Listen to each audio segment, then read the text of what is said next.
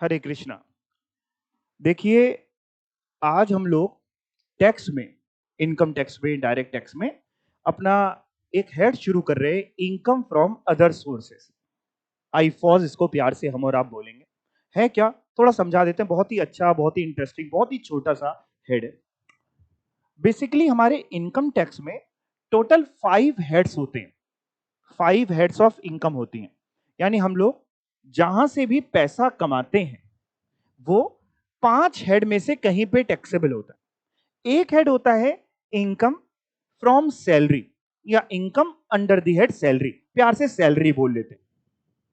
तो जो भी हम सैलरी से पैसा कमाते हैं, लेट से आप सीएस बनने के बाद या जो भी है आप जॉब करते हैं, अगर कोई भी जॉब कर रहा है तो भैया उसको सैलरी मिल रही, तनख्वाह मिल रही है तो आपके हाथ में टैक्सेबल होगी। इंप्लॉय को तनख्वाह मिल रही है, सैलरी हेड में टैक्सेबल होगी।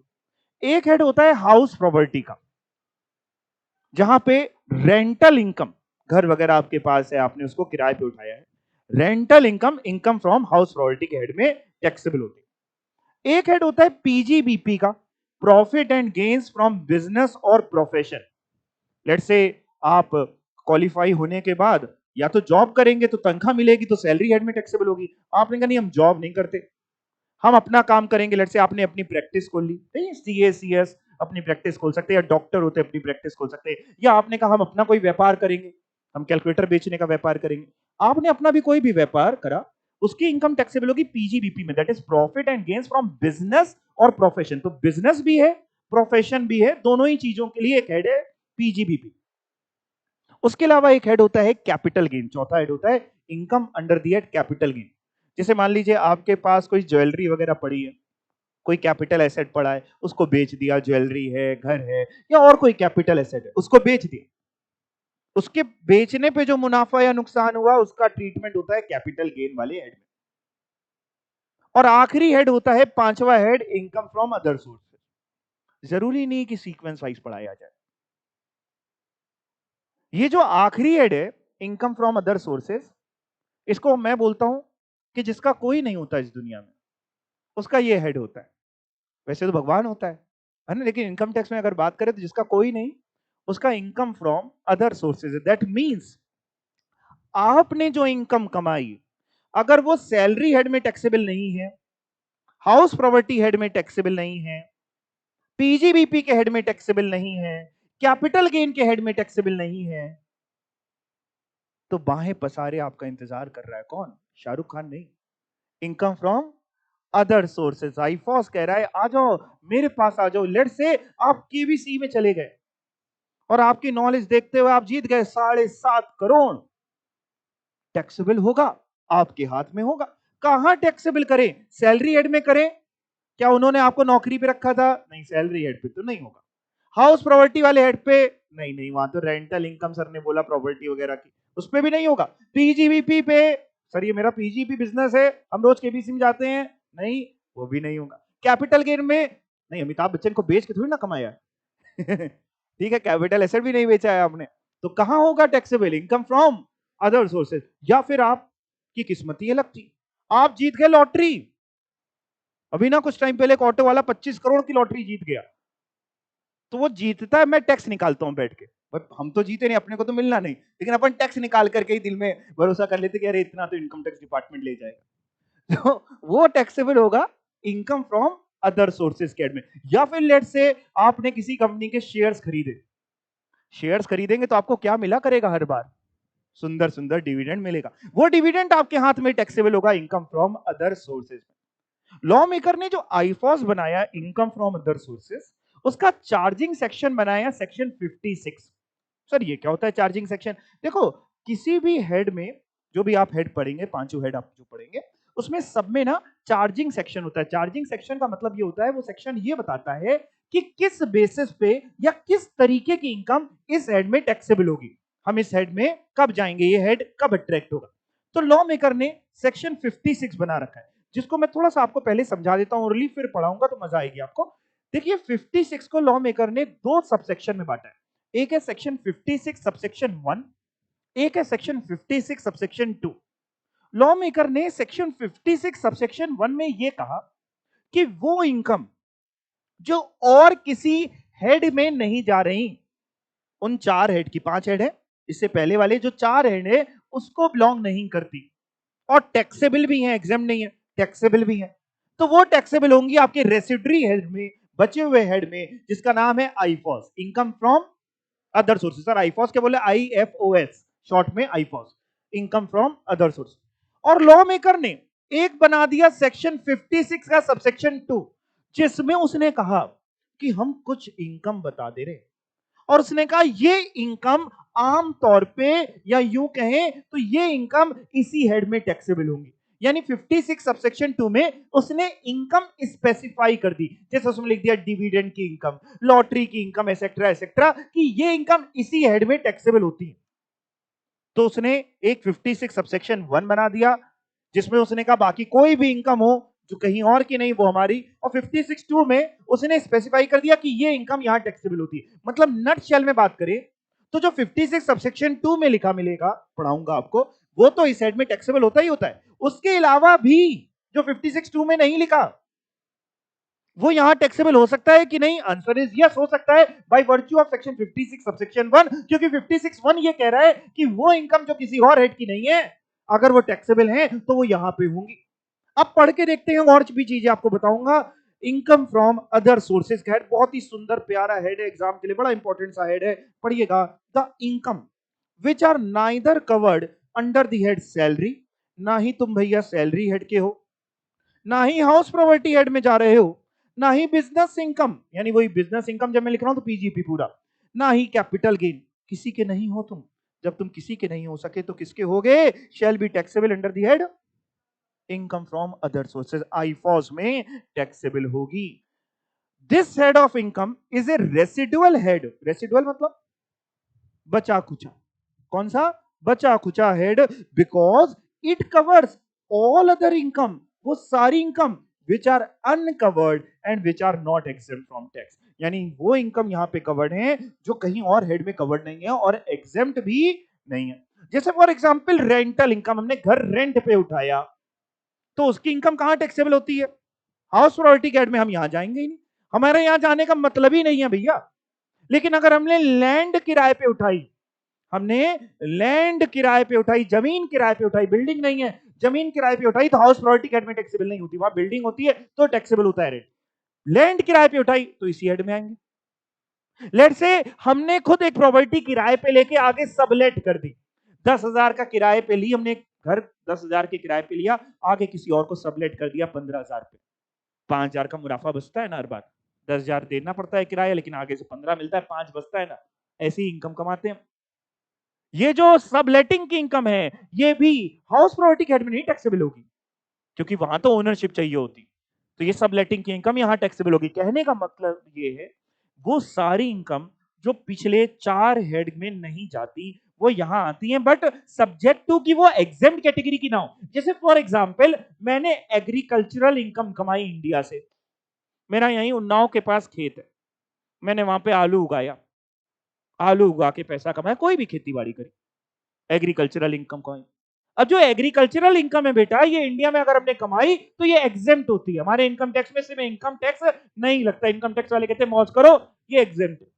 चाहे लाख रुपए कमाओ, चाहे 10 लाख रुपए कमाओ, चाहे 1 करोड़ कमाओ, एग्रीकल्चरल इनकम अगर फ्रॉम इंडिया एग्जेम्प्ट है। अगर वो एग्जेम्प्ट है, यानी ना वो सैलरी एड में जा रही, ना वो हाउस प्रॉपर्टी में जा रही, ना वो पीजीबीपी में जा रही, ना वो कैपिटल गेन में जा रही, तो क्या उसको अदर सोर्सेज में डाल दें? नहीं जी नहीं, एग्जेम्प्ट है तो एग्जेम्प्ट है, फिर यहां नहीं आ जाएगा। हम तो उसकी बात कर रहे हैं वो इनकम जो उन 4 हेड में नहीं जा रही एंड साथ में एग्जेम्प्ट भी नहीं है, टैक्सेबल है, तो फिर वो कहां जाएगी? वो यहां आएगी। ठीक। और सर इसको आपने कहा कि इन्होंने 2 सबसेक्शन में बांटा है। बिल्कुल बेटा, सेक्शन 56 इसका चार्जिंग सेक्शन है, आपको सेक्शन 56 याद करना है। यानी अगर कोई आपसे पूछ बैठे कि जरा बता दो बेटा कि सेक्शन 56 किसका चार्जिंग सेक्शन है, तो आप कहेंगे इनकम फ्रॉम अदर सोर्सेज का। या वो अगर आपसे कहता है कि आईफॉस का चार्जिंग सेक्शन क्या है, तो आप कहेंगे 56। इसको चार्जिंग सेक्शन भी बोलते हैं, बेसिस ऑफ चार्ज भी बोलते हैं, वहां लिख लेना, बेसिस ऑफ चार्ज तो लिखा ही है। चार्जिंग सेक्शन भी बोलते हैं, बेसिस ऑफ चार्ज भी बोलते हैं, स्कोप ऑफ दिस हेड बोलते हैं, स्कोप ऑफ दिस हेड भी बोलते हैं। ठीक है ना, scope of income other from other sources. तो भैया क्या चार्जिंग सेक्शन है? 56 है, जिसके 2 सबसेक्शन है, पढ़ के देखते हैं सबसेक्शन 1 क्या कहता है। Section 56 subsection 1 covers all the residual income वो सारी income which are not covered by the first 4 heads of income, जो पहले 4 हेड में कवर्ड नहीं थी। एंड 56 सबसेक्शन 2 फिर क्या कहता है? 56 सबसेक्शन 2 कवर करता है सर्टेन, अंडरलाइन करो वर्ड, स्पेसिफिक इनकम्स। ओहो, लिस्ट देता है कि ये इनकम टैक्सेबल होंगी आईफॉज में। यहां तक बात समझ में आई? मैंने इसी बात को इन अदर वर्ड्स करके भी लिखा हुआ है, यानी नट शेल में अगर हम बात करें, नट शेल में इसको एक डिब्बे में अगर आप बंद कर दें कि नट शेल में जो अभी तक ऊपर पड़ा उसकी पूरी समरी है। In other words, any income is taxable under this head. Under this head मतलब कौन से हेड की बात कर रहे हैं? आईफॉस की। If following conditions are satisfied, क्या क्या? There is an income, income होनी चाहिए। दूसरा, such income is not exempt under any provisions of the income tax act. और वो इनकम एग्जेम्प्ट इनकम नहीं होनी चाहिए। एग्जेम्प्ट इनकम है तो फिर थोड़ी ना इसमें आके टैक्सेबल कर देंगे जबरदस्ती। तो एक तो इनकम होनी चाहिए, दूसरी एग्जेम्प्ट इनकम नहीं होनी चाहिए, और तीसरा, सच income is not taxable under other 4 heads of income. वो आगे वाले 4 हेड में अगर टैक्सेबल नहीं है तब फिर हम यहां पे बात करने वाले हैं। शुरू किया जाए चैप्टर। श्री गणेश जी का नाम लेते हुए शुरू कर रहे हैं। सर क्या पढ़ाने जा रहे हो? बेटा मैं 56 सबसेक्शन 2 पढ़ाने जा रहा हूं। सर 56(1) तो पढ़ा दो। अरे पढ़ा तो दिया 56(1) में। 56(1) कोई लिस्ट थोड़ी ना देता। 56(1) तो कहता है भैया जिसका कोई नहीं उसका हमें, यानी वो इनकम जो किसी और हेड में नहीं जानी, टैक्सेबल कैटेगरी की, एग्जाम कैटेगरी की नहीं है, उसका इनकम फ्रॉम अदर सोर्सेज है। तो 56 सबसेक्शन 2 क्या कहने वाला है? वो एक लिस्ट आपको देने वाला है। आइए देखते हैं बहुत ध्यान से। However, following specific income are chargeable to income tax under the head income from other sources under section 56 subsection 2। तो सर ये सारे सेक्शंस अपने याद करने नहीं, नहीं कंटेंट पता होना चाहिए कौन कौन से हैं। पहला, जरूरी नहीं सीक्वेंस वाइज याद करें, कंटेंट आपके दिमाग में होना चाहिए। एक है आपका डिविडेंड। डिविडेंड की इनकम बताओ, डिविडेंड किसको मिलता है? कंपनी के हाथ में टैक्सेबल करें कि शेयर होल्डर के हाथ में टैक्सेबल करें? किसकी इनकम है? Share holder. आप वो लकी लोग हैं, आप वो कह सकते हैं बहुत ही अच्छे कर्म करे हुए लोग हैं जिनके लिए प्रोविजन लॉ मेकर ने बड़ा आसान कर दिया। पहले ये डिविडेंड का प्रोविजन बड़ा मुश्किल होता था कि ये होगा तो ऐसे टैक्सेबल होगा, ये होगा तो ये होगा, ये होगा तो ये होगा। एक टन मेरे को इसी में लगता था पढ़ाने में। अब लॉ मेकर ने बहुत आसान कर दिया। डिविडेंड आपने बिल्कुल सही बोला, शेयर होल्डर के हाथ में टैक्सेबल होना चाहिए, उसी के हाथ में टैक्सेबल होता है। बस इसमें एक आधी बात मैं आपको नीचे जब जाऊंगा तो बताऊंगा कि इसमें से कोई सा खर्चा माइनस होगा क्या, कौन सा होगा और कितना होगा, वो आपको बताऊंगा। तो dividend, dividend income shall be taxable in the hands of share holder. कौन से हेड में? आईफॉस। हमेशा याद रखना मेरी एक बात, डिविडेंड टैक्सेबल होगा तो इनकम फ्रॉम अदर सोर्सेज के हेड में ही होता है, और किसी हेड में डिविडेंड कभी टैक्सेबल नहीं होता। चाहो तो लिख लो हिंदी में, डिविडेंड कभी भी किसी और हेड में टैक्सेबल नहीं होगा, इसी हेड में टैक्सेबल होगा। इनकम फ्रॉम अदर सोर्सेज के हेड में टैक्सेबल होगा। यहां तक बात बताओ आपको समझ में आई हो तो अगले पॉइंट पे चले। बड़ा सिंपल सा था, डिविडेंड हमेशा आईफॉस में टैक्सेबल होता है। ठीक है सर। दूसरा, keyman insurance policy. Keyman insurance policy, keyman कौन? मैन भी समझते हैं, की भी समझते हैं। की मतलब चाबी, कीमैन फिर जो किससे चलता है? चाबी से। नहीं नहीं, ये वो नहीं है। कीमैन चाबी से नहीं चलता। कीमैन के हाथ में कंपनी की चाबी होती है। मतलब सर, मतलब जैसे अगर मैं बात करता हूं, आप कोई भी ग्रुप उठा लीजिए, सपोज लेट्स से अंबानी, है ना? अंबानी इंडस्ट्री, उसमें मुकेश अंबानी है। आपने कंपनी में ये पढ़ रखा है कि कंपनी में शेयर होल्डर आए ना आए, मर जाए, कंपनी चलती रहेगी। यही पढ़ा है, यही सच्चाई है ना? टाटा में रतन टाटा रहे ना रहे, टाटा चलती जाएगी, ये सच है। बट साहब एक जरा समझिए, आज अंबानी हो गए, टाटा हो गए, है ना, या फिर आपके अडानी हो गए, ये सब इनके ग्रुप जो अमीर हैं, कहीं ना कहीं इस पे दिमाग तो इन्हीं लोगों का लगा होगा। पॉलिसीज तो यही बना रहे हैं बैठ करके कि यार ऐसा कर दिया जाए तो हमें प्रॉफिट हो जाएगा। खुदा ना खास्ता अगर ये चले गए, जाना सभी को है, आज नहीं तो कल, अगर ये चले गए, कंपनी चलती तो रहेगी, लेकिन साहब एक झटका तो आएगा। एक झटका आएगा कि नहीं आएगा, है ना? थोड़ा सा तो झटका आएगा, क्योंकि पॉलिसीज वो बना रहे थे, है ना? उनके एक कह सकते नजरिए से कंपनी को चलाया जा रहा था, थोड़ा झटका आएगा। तो कंपनियां करती क्या हैं? कंपनियां क्या करती हैं? कंपनी के लिए जो इंपॉर्टेंट लोग हैं उनको बोल रहे हैं कीमैन, जो मेन लोग हैं, है ना? इनके हाथ में चाबी नहीं है, रोज सुबह शटर नहीं उठाते आके अपनी कंपनी का, लेकिन ये कंपनी की चाबी है। ये बड़े इंपॉर्टेंट लोग हैं साहब उस कंपनी के लिए। कंपनी क्या करती है? कंपनी इनके नाम पे इंश्योरेंस पॉलिसी ले लेती है। एक तो देखो वो इंश्योरेंस पॉलिसी होती है जैसे लेट्स से जो मुकेश अंबानी साहब ने खुद अपने नाम पे ली होगी, कि कल को अगर वो चले जाते हैं तो उनके बाद उनके बीवी बच्चों का क्या होगा, कहां जाएंगे खाने पीने। तो एक तो वो इंडिविजुअल पॉलिसी होगी जो मुकेश अंबानी साहब ने अपने नाम पे ले रखी होगी, हम उसकी बात कर ही नहीं रहे, उसका तो प्रीमियम वो देते होंगे। एक वो पॉलिसी होगी जो रिलायंस ने मुकेश अंबानी के नाम पे ली होगी, जिसका प्रीमियम कौन देता होगा? रिलायंस। क्या लिया होगा? कीमैन इंश्योरेंस पॉलिसी, कि लेट से कल को अगर मुकेश अंबानी साहब को कुछ हो जाता है तो इंश्योरेंस कंपनी जितने की पॉलिसी है, 10 करोड़ की मान लो पॉलिसी है, तो 10 करोड़ रुपए कंपनी को दे देगी। या नहीं होता तो मे बी अगर मैच्योरिटी पे मिलना है तो मैच्योरिटी पे मिल जाएगा।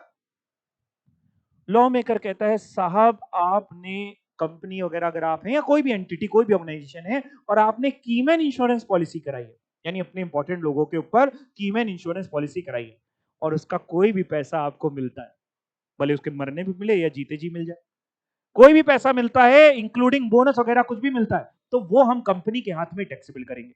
किसके हाथ में करें? मुकेश अंबानी साहब के हाथ में कि कंपनी के हाथ में? कंपनी ने प्रीमियम भर रही है, कंपनी को मिलेगा पैसा, ठीक है ना? कंपनी के हाथ में टैक्सेबल करेंगे। आमतौर पे ये जो कीमैन इंश्योरेंस पॉलिसी का पैसा होता है, ये कंपनी के हाथ में टैक्सेबल होता है पीजीबीपी वाले हेड में। कौन से हेड में?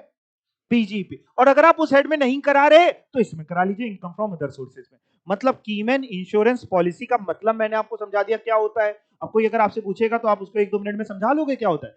दूसरा मैंने आपको समझा दिया कि कीमैन इंश्योरेंस पॉलिसी से आपको जो भी पैसा मिलेगा इंश्योरेंस कंपनी से बाद में, वो कंपनी के हाथ में टैक्सेबल होगा होगा होगा। या तो पीजीबीपी के हेड में टैक्सेबल होगा, नहीं तो इनकम फ्रॉम अदर सोर्सेज के हेड में टैक्सेबल होगा। पढ़ के देखते हैं keyman insurance policy. Amount received under a Keyman insurance policy including bonus मिला उन सच पॉलिसी, यानी बोनस मिले या नॉर्मल अमाउंट मिले, जो भी मिला आपको कंपनी को उस पॉलिसी के लिए, वो इस हेड में टैक्सेबल होगा। इफ कब इस हेड में टैक्सेबल होगा? If it is not taxable under any other head of income. अगर पीजीबीपी में इन शॉर्ट अगर पीजीपी में टैक्सेबल नहीं हुआ तो इस हेड में टैक्सेबल होगा, शेड बी चार्जेबल अंडर आईपॉज। यानी अगर आप हिंदी में लिखना चाहते हैं तो लिख सकते हैं कि कीमैन इंश्योरेंस पॉलिसी का पैसा कंपनी के हाथ में टैक्सेबल होता है, इंक्लूडिंग बोनस वगैरह सब मिला के जो भी मिला वो कंपनी के हाथ में टैक्सेबल होता है, या तो पीजीपी कैड में होगा, और अगर पीजीपी कैड में नहीं हुआ तो इनकम फ्रॉम अदर सोर्सेज में होगा। यहां तक समझ गए? बाकी डिविडेंड के लिए तो मैंने आपको बताया था हमेशा कहां टैक्सेबल होता है? आईफॉज में। उसमें मैंने आपको कोई भी ऐसा कुछ नहीं बताया कि या तो वहां होगा या यहां होगा, ऐसा कुछ नहीं बताया। वो मैंने आपसे हमेशा कहा कि हमेशा टैक्सेबल होगा इनकम फ्रॉम अदर सोर्सेज। जैसे आप घर से सुबह निकलते हैं पढ़ने, है ना, पढ़ाई करते हैं, आपने रास्ते में देखा कि कुछ लोग बैठ करके जुआ खेल रहे हैं। आपने कहा यार पढ़ लिख के तो बहुत कुछ देख लिया, आज हम भी बैठ के जुआ खेलते हैं, और आप जुए में जीत गए। वो बात अलग है, घर वाले दौड़ा ले, पुलिस दौड़ा ले, वो सब अलग चीज है। हम तो इनकम टैक्स डिपार्टमेंट की बात करते थे, जुए में जीत गए हैं। वैसे ही तुरंत यादव जी, हमारे यादव जी कौन है? इनकम टैक्स डिपार्टमेंट के एक फिक्टिशियस कैरेक्टर है ना, जिसको हम लोग यादव जी बोलेंगे तो आप समझेंगे इनकम टैक्स डिपार्टमेंट का ऑफिसर। ऐसे ही सिर्फ हमारे और आपके बोलचाल की भाषा में यादव जी वहीं बैठे खड़े देख रहे थे। जैसे ही आप जीते, आपने कहा यार आज का बुक्स खरीदने का इंतजाम हो गया, ठीक है, आपको तो बुक्स खरीदते हैं। जैसे ही आप जीते वैसे ही कौन आ गया? यादव जी। वो कह रहे भैया टैक्स दो, टैक्स दो। आप कह रहे क्यों? आप कह रहे जुए में जीते।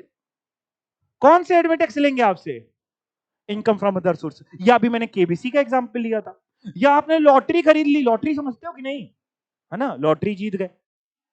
या कोई भी आप रेसेस में पार्ट लेते हो, मतलब मे भी खुद भी दौड़ते हो या हो सकता है किसी और को दौड़ाते हो। मान लीजिए आप घोड़े की रेस में पैसा लगाते हो, ठीक है ना, 9 नंबर के घोड़े पे मेरे 1 लाख रुपए, जीत गए तो यादव जी आपके साथ हैं, हार गए तो यादव जी बाय बाय करके निकल जाते हैं। हार आपकी, हार आप ही पहनी है, जीत में दोनों।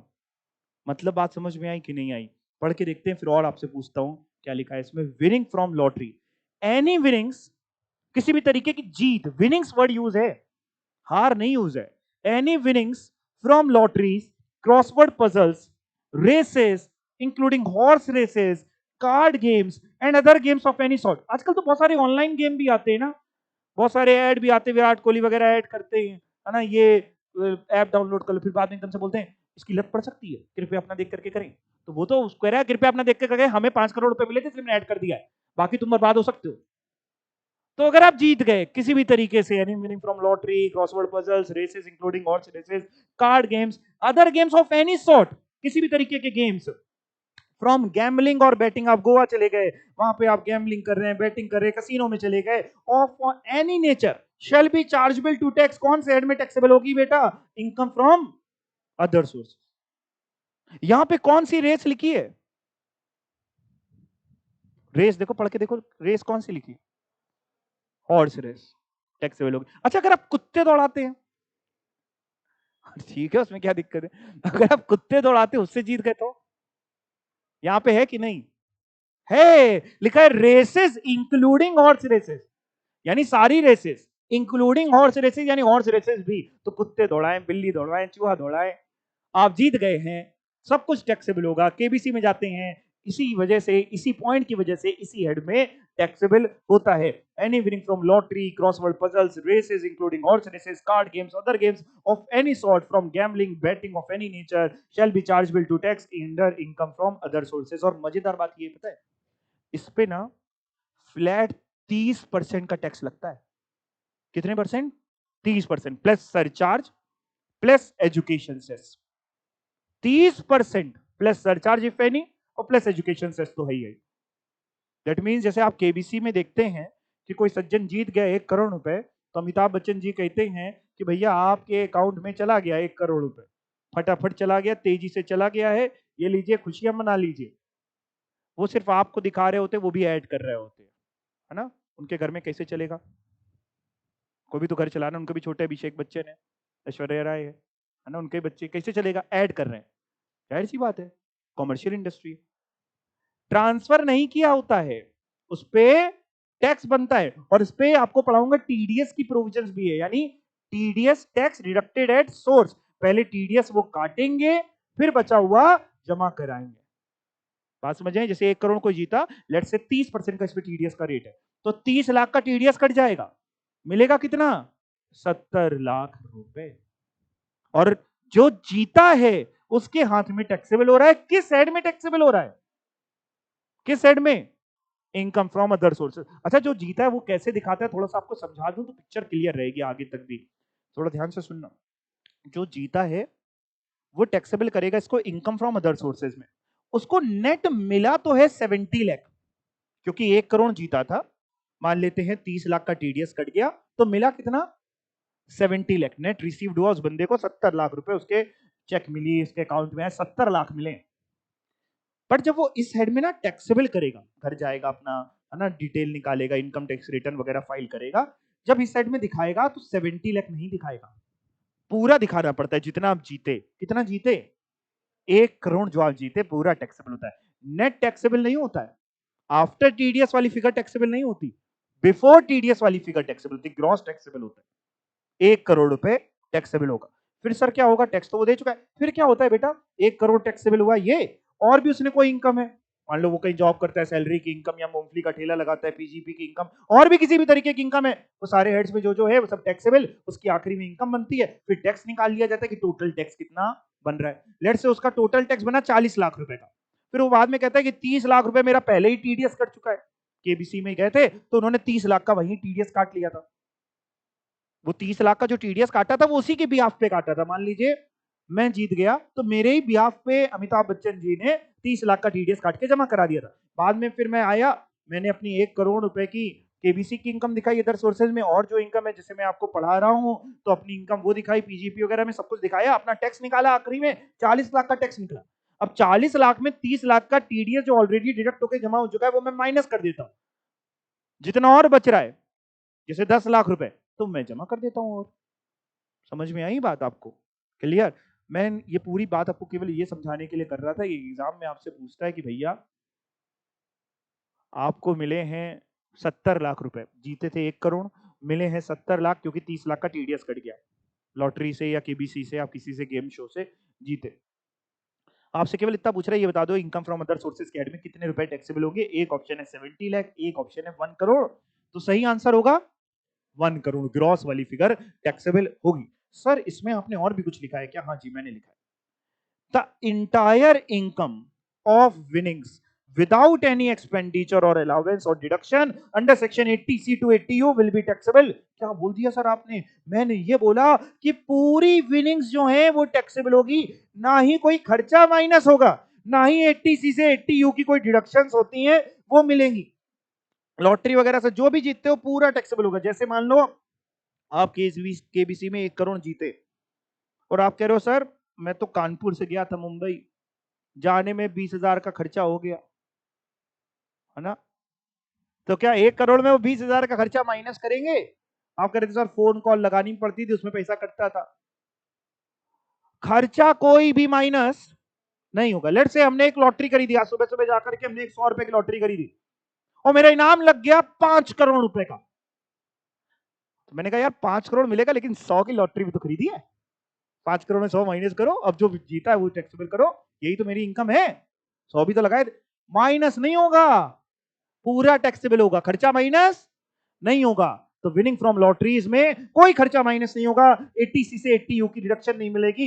लेकिन एक खर्चा है जो लॉ कह रहा है कि माइनस करा देंगे, however expenses relating to activity of owing and maintaining race horses. कौन सी? Owing and maintaining race horses, यानी आप रेस हॉर्सेस को ओ करते हो, मेंटेन करते हो, है ना, उससे रिलेटेड कोई खर्चा हुआ वो अलाउएबल है। सर इसके अलावा मान लीजिए हम owning and maintaining race dogs करते हैं,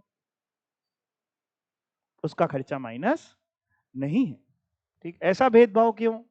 लॉ मेकर समझे। ठीक, तो owning and maintaining race horses में एक्सपेंस अगर कुछ हुआ तो माइनस होगा, बाकी कुछ भी माइनस नहीं होगा।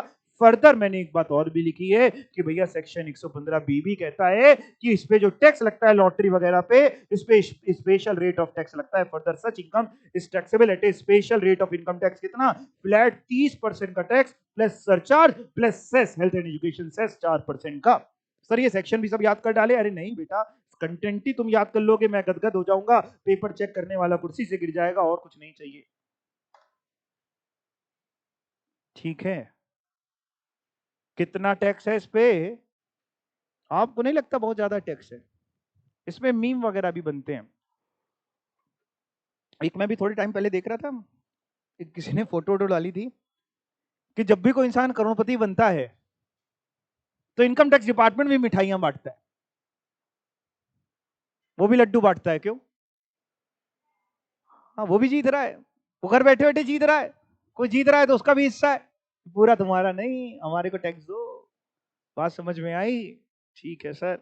सर आपने डिविडेंड पढ़ा दिया, हाँ बेटा यहाँ टैक्सेबल होगा। कीवन इंश्योरेंस पॉलिसी में आपने कहा या तो बीजीपी में या यहाँ, लॉटरी में आप कह रहे हैं हमेशा यही टैक्सेबल होगा। सर और भी कुछ पढ़ाओ। अच्छा ठीक है पढ़ो।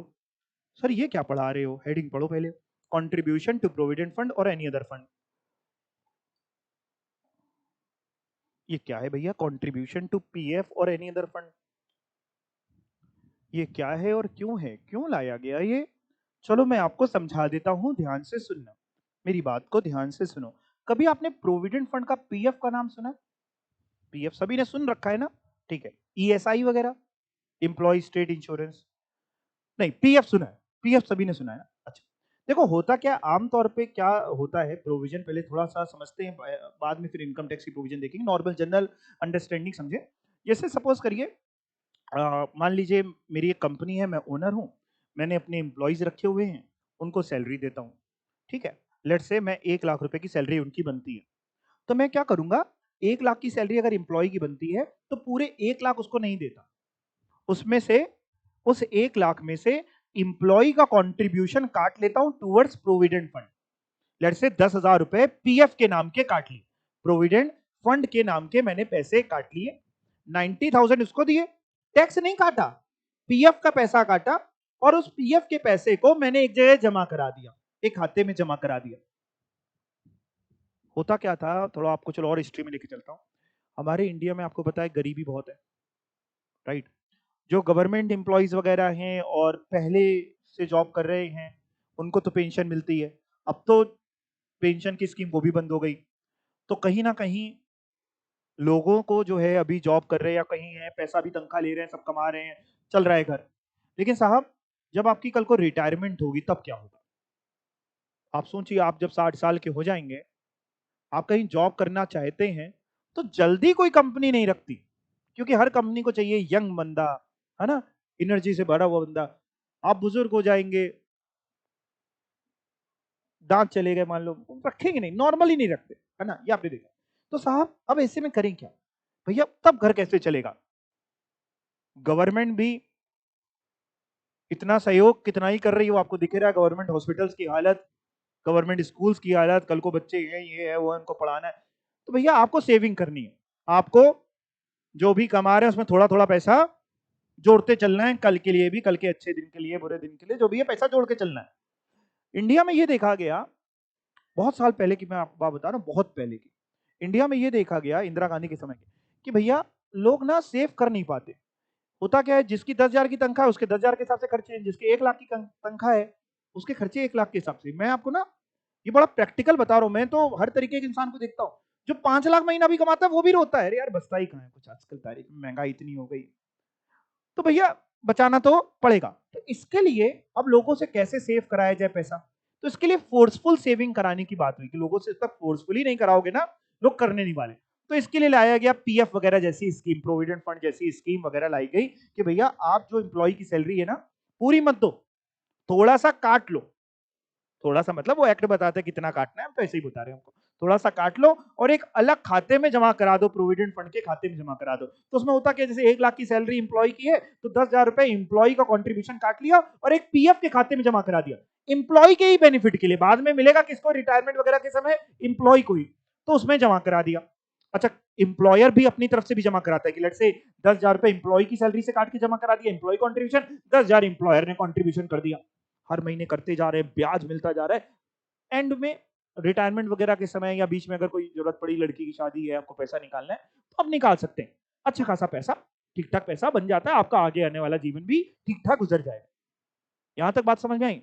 तो ये प्रोविडेंट फंड हो गया, या इस भी तरीके की कोई भी और स्टाफ के वेलफेयर से रिलेटेड स्कीम हो गई, तो उसमें कोई दिक्कत ही नहीं है, आपको मिलता रहेगा।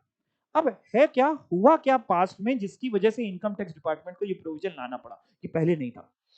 हुआ क्या, लेट्स से एक एम्प्लॉयर है, उस एम्प्लॉयर ने 1 लाख रुपए की सैलरी बनती है एम्प्लॉय की, 1 लाख रुपए की सैलरी में से 10,000 रुपए पीएफ का पैसा काटा और जमा करा दिया प्रोविडेंट फंड अकाउंट में, 90,000 उसको दे दिया, पीएफ अकाउंट में एम्प्लॉय का कॉन्ट्रीब्यूशन 10,000 जमा करा दिया। ऐसे केस में एम्प्लॉयर जब अपना खर्चा क्लेम करेगा, भाई एम्प्लॉयर के लिए तो पीजीपी की इनकम है, तो फिर प्रॉफिट एंड लॉस अकाउंट बनाते हैं ना, जैसे छोटे में पीएनएल अकाउंट बनाते थे, प्रॉफिट एंड लॉस अकाउंट में सैलरी एलरी की खर्चा दिखाएगा, तो वो 90,000 का सैलरी का खर्चा, एम्प्लॉय का जो पीएफ का पैसा उसने जमा किया 10,000 का वो भी खर्चा, भाई खर्चा तुम्हारा ही, 1 लाख का टोटल खर्चा अलाउड है, कोई दिक्कत ही नहीं।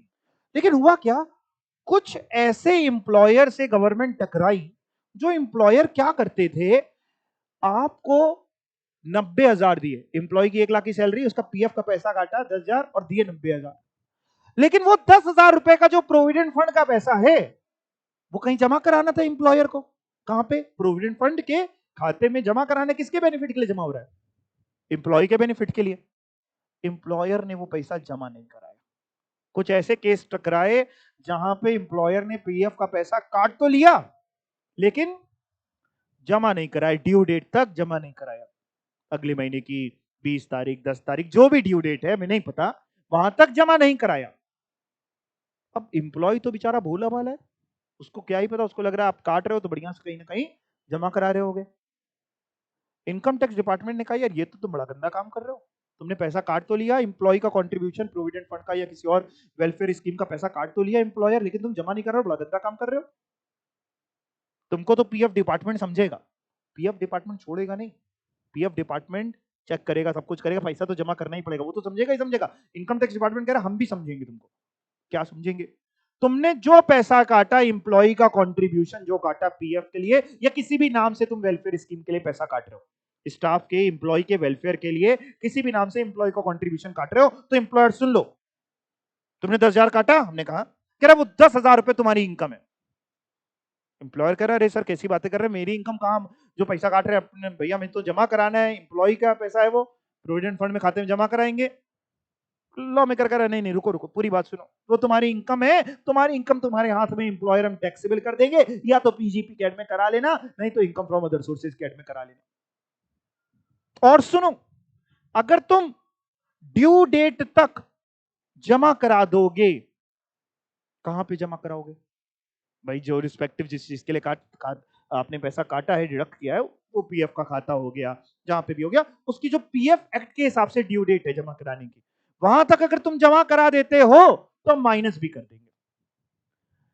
इन शॉर्ट, जितने जेन्युइन एम्प्लॉयर हैं उनको इस पॉइंट से कोई फर्क नहीं, क्योंकि वो पैसा काटते हैं तो टैक्सेबल होता है, फिर ड्यू डेट तक जमा करा दिया तो माइनस भी हो जाता है। आपने 10,000 काटा तो पहले 10,000 आपके हाथ में टैक्सेबल, फिर ड्यू डेट तक जमा करा दिया तो 10,000 रुपए की डिडक्शन भी मिल जाती है, तो नेट बचा कितना आपके हाथ में, जीरो। आपको दिक्कत नहीं। दिक्कत किसके लिए, कौन से एम्प्लॉयर के लिए दिक्कत है, जो बेईमान है या थोड़ा लेजी है, ड्यू डेट निकल गई, आपने पैसा काटा 10,000 रुपए, जमा नहीं कराया ड्यू डेट तक, तो 10,000 रुपए जो आपने काटा वो टैक्सेबल होगा, ड्यू डेट तक जमा नहीं कराया माइनस नहीं होगा।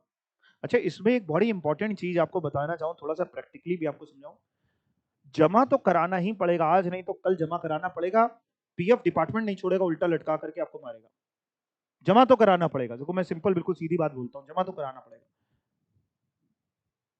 ड्यू डेट के बाद कराओगे तो ब्याज भी लग जाएगा, बहुत कुछ है, जमा तो कराना पड़ेगा। लेकिन साहब ड्यू डेट के बाद जमा कराए ना, डिडक्शन नहीं मिलेगी इनकम टैक्स में। इनकम टैक्स डिपार्टमेंट कहता है भैया जो आपने काटा हम आपके हाथ में टैक्सेबल कर रहे हैं, और अगर ड्यू डेट तक जमा करा दिया, लेट्स से अगले महीने की 20 तारीख ड्यू डेट है फॉर एग्जांपल, अप्रैल का पैसा जो काटा वो 20 मई तक जमा कराना था, तुमने जमा कराया लेकिन 21 मई को, तुमने कहा 21 तारीख मेरे लिए शुभ होती है, 21 मई मेरी मम्मी पापा की एनिवर्सरी मेरे लिए शुभ है, लॉ मेकर कह रहा है बहुत बढ़िया है, जमा तो कराइए, हम डिडक्शन इनकम टैक्स में आपको नहीं दे रहे इस चीज की, 10,000 टैक्सेबल हो गया, माइनस नहीं होगा। समझ रहे हैं बात को, टैक्सेबिलिटी हो गई, टैक्सेबिलिटी हो गई तो यानी टैक्स लगेगा इस पे, कंपनी के कंपनी अगर आप टैक्स लगेगा 25% 30% जो भी टैक्स का रेट है कंपनी के ऊपर, वो टैक्स देना पड़ जाएगा। इसलिए हम लोग के जितने भी क्लाइंट्स होते हैं, हम लोग कहते भैया एक बार तुम अपनी एनिवर्सरी की डेट भूल जाना, क्या कहोगा बीबी ज्यादा से ज्यादा डांट देगी, लेकिन इस तरीके का पैसा जो भी तुम एम्प्लॉय का कंट्रीब्यूशन काट रहे हो उसको ड्यू डेट तक जमा करा देना, क्योंकि जमा तो तुम्हें वैसे भी कराना पड़ेगा, नहीं तो पीएफ डिपार्टमेंट लेबर डिपार्टमेंट तुमको छोड़ेगा नहीं आज की तारीख में, है ना। अब इतना सिस्टमेटिक चीजें हो गई, मैं नहीं छोड़ने वाला, तो जमा तुम्हें कराना पड़ेगा, बस ये ड्यू डेट बाद जमा कराओगे तो अपने पैरों पे कुल्हाड़ी मार के बैठ गए, इनकम टैक्स में टैक्सेबल तो करा लिया, डिडक्शन नहीं मिलेगी, अल्टीमेटली तुम्हें टैक्स देना पड़ जाएगा उस 10,000 पे। मान लो अगर तुम्हारे हाथ में टैक्सेबल हो रहा है 30% का टैक्स है, 3,000 का टैक्स, ये जो 10,000 मैं बोल रहा हूँ 10,000 ये बड़ी छोटी रकम बोल रहा हूँ, जब एक कंपनी की बात होती है यहाँ पे खूब सारे इंप्लॉइज होती है, वहां पे समझो पीएफ वगैरह का पैसा लाखों में होगा, तो पूरा टैक्सेबल, ड्यू डेट तक जमा करा दिया तो पूरा माइनस, कुछ भी टैक्सेबल नहीं बचा, नहीं जमा कराया तो टैक्सेबल तो हो गया, माइनस नहीं होगा। तो कहां टैक्सेबल होगा सर ये पैसा, या तो पीजीबीपी के हेड में या फिर आईफॉस के हेड में। कौन सा पैसा सर, सिर्फ पीएफ का, नहीं नहीं, ब्रॉडर वर्ड है, किसी भी वेलफेयर स्कीम के लिए आपने इंप्लॉई का कंट्रीब्यूशन काटा, इंप्लॉई का कंट्रीब्यूशन अगर इंप्लॉयर डिडक्ट कर रहा है किसी भी वेलफेयर स्कीम के लिए, तो पहले वो टैक्सेबल होगा ही होगा इंप्लॉयर के हाथ में, ड्यू डेट तक जमा करा दिया तो माइनस हो जाएगा। पढ़ के देखते हैं, कंट्रीब्यूशन टू प्रोविडेंट फंड या एनी अदर फंड, किसी भी तरीके का फंड, मैंने नीचे वैसे लिखा है किस किस तरीके के हो सकते हैं, पढ़ के देखते हैं। Income of the nature refer to in section इतना 2 सबसेक्शन 24 क्लॉज 10, आप ये याद ना करें, कंटेंट समझिए, रिलेटिंग टू सर्टेन कंट्रीब्यूशन, किसमें करें, किसी में भी, मैंने लिख दिया आपकी जानकारी के लिए, टू एनी प्रोविडेंट फंड हो, उसको कोई सुपर एन्वेशन फंड के नाम से बोलता हो, कोई और fund, any fund set up under the provision of ESI act, employ state insurance का फुल फॉर्म होता है, और any other fund for the welfare of such employ, यानी किसी भी तरीके का फंड किसके लिए हो, एम्प्लॉय के वेलफेयर के लिए, किसी भी तरीके, चाहे वो पीएफ हो, चाहे वो ईएसआई हो, चाहे कोई भी हो, किसके लिए, welfare of such employ.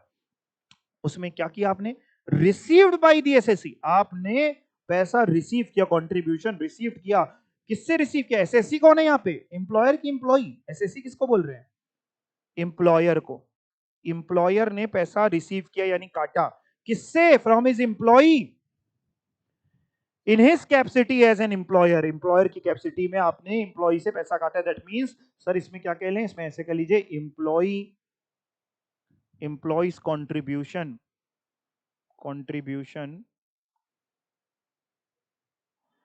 For provident fund और any other fund will be taxable, comma लगा के लिख रहा हूं, will be taxable in the hands of employer, in the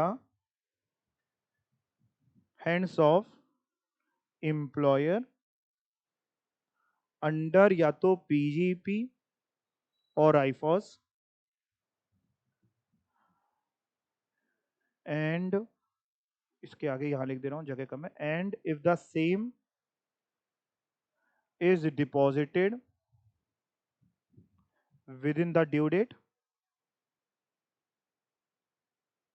deduction of the same will be allowed, deduction of the same will be allowed.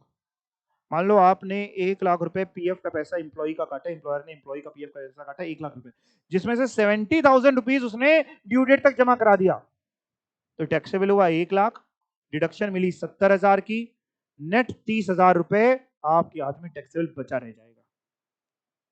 Sir क्या लिख दिया है आपने जल्दी जल्दी में? जो मैंने लिखा है वो वैसे प्रिंटेड भी था, मैंने टाइप भी करा हुआ था, लेकिन मैंने लिख दिया। आपको लिखना हो तो आप लिख सकते हैं, मैं बोल दे रहा हूँ। मैंने लिखा employees contribution for provident for और any other fund will be taxable in the hands of employer under PGP और IFOS, and if the same is deposited within the due date, deduction of the same will be allowed.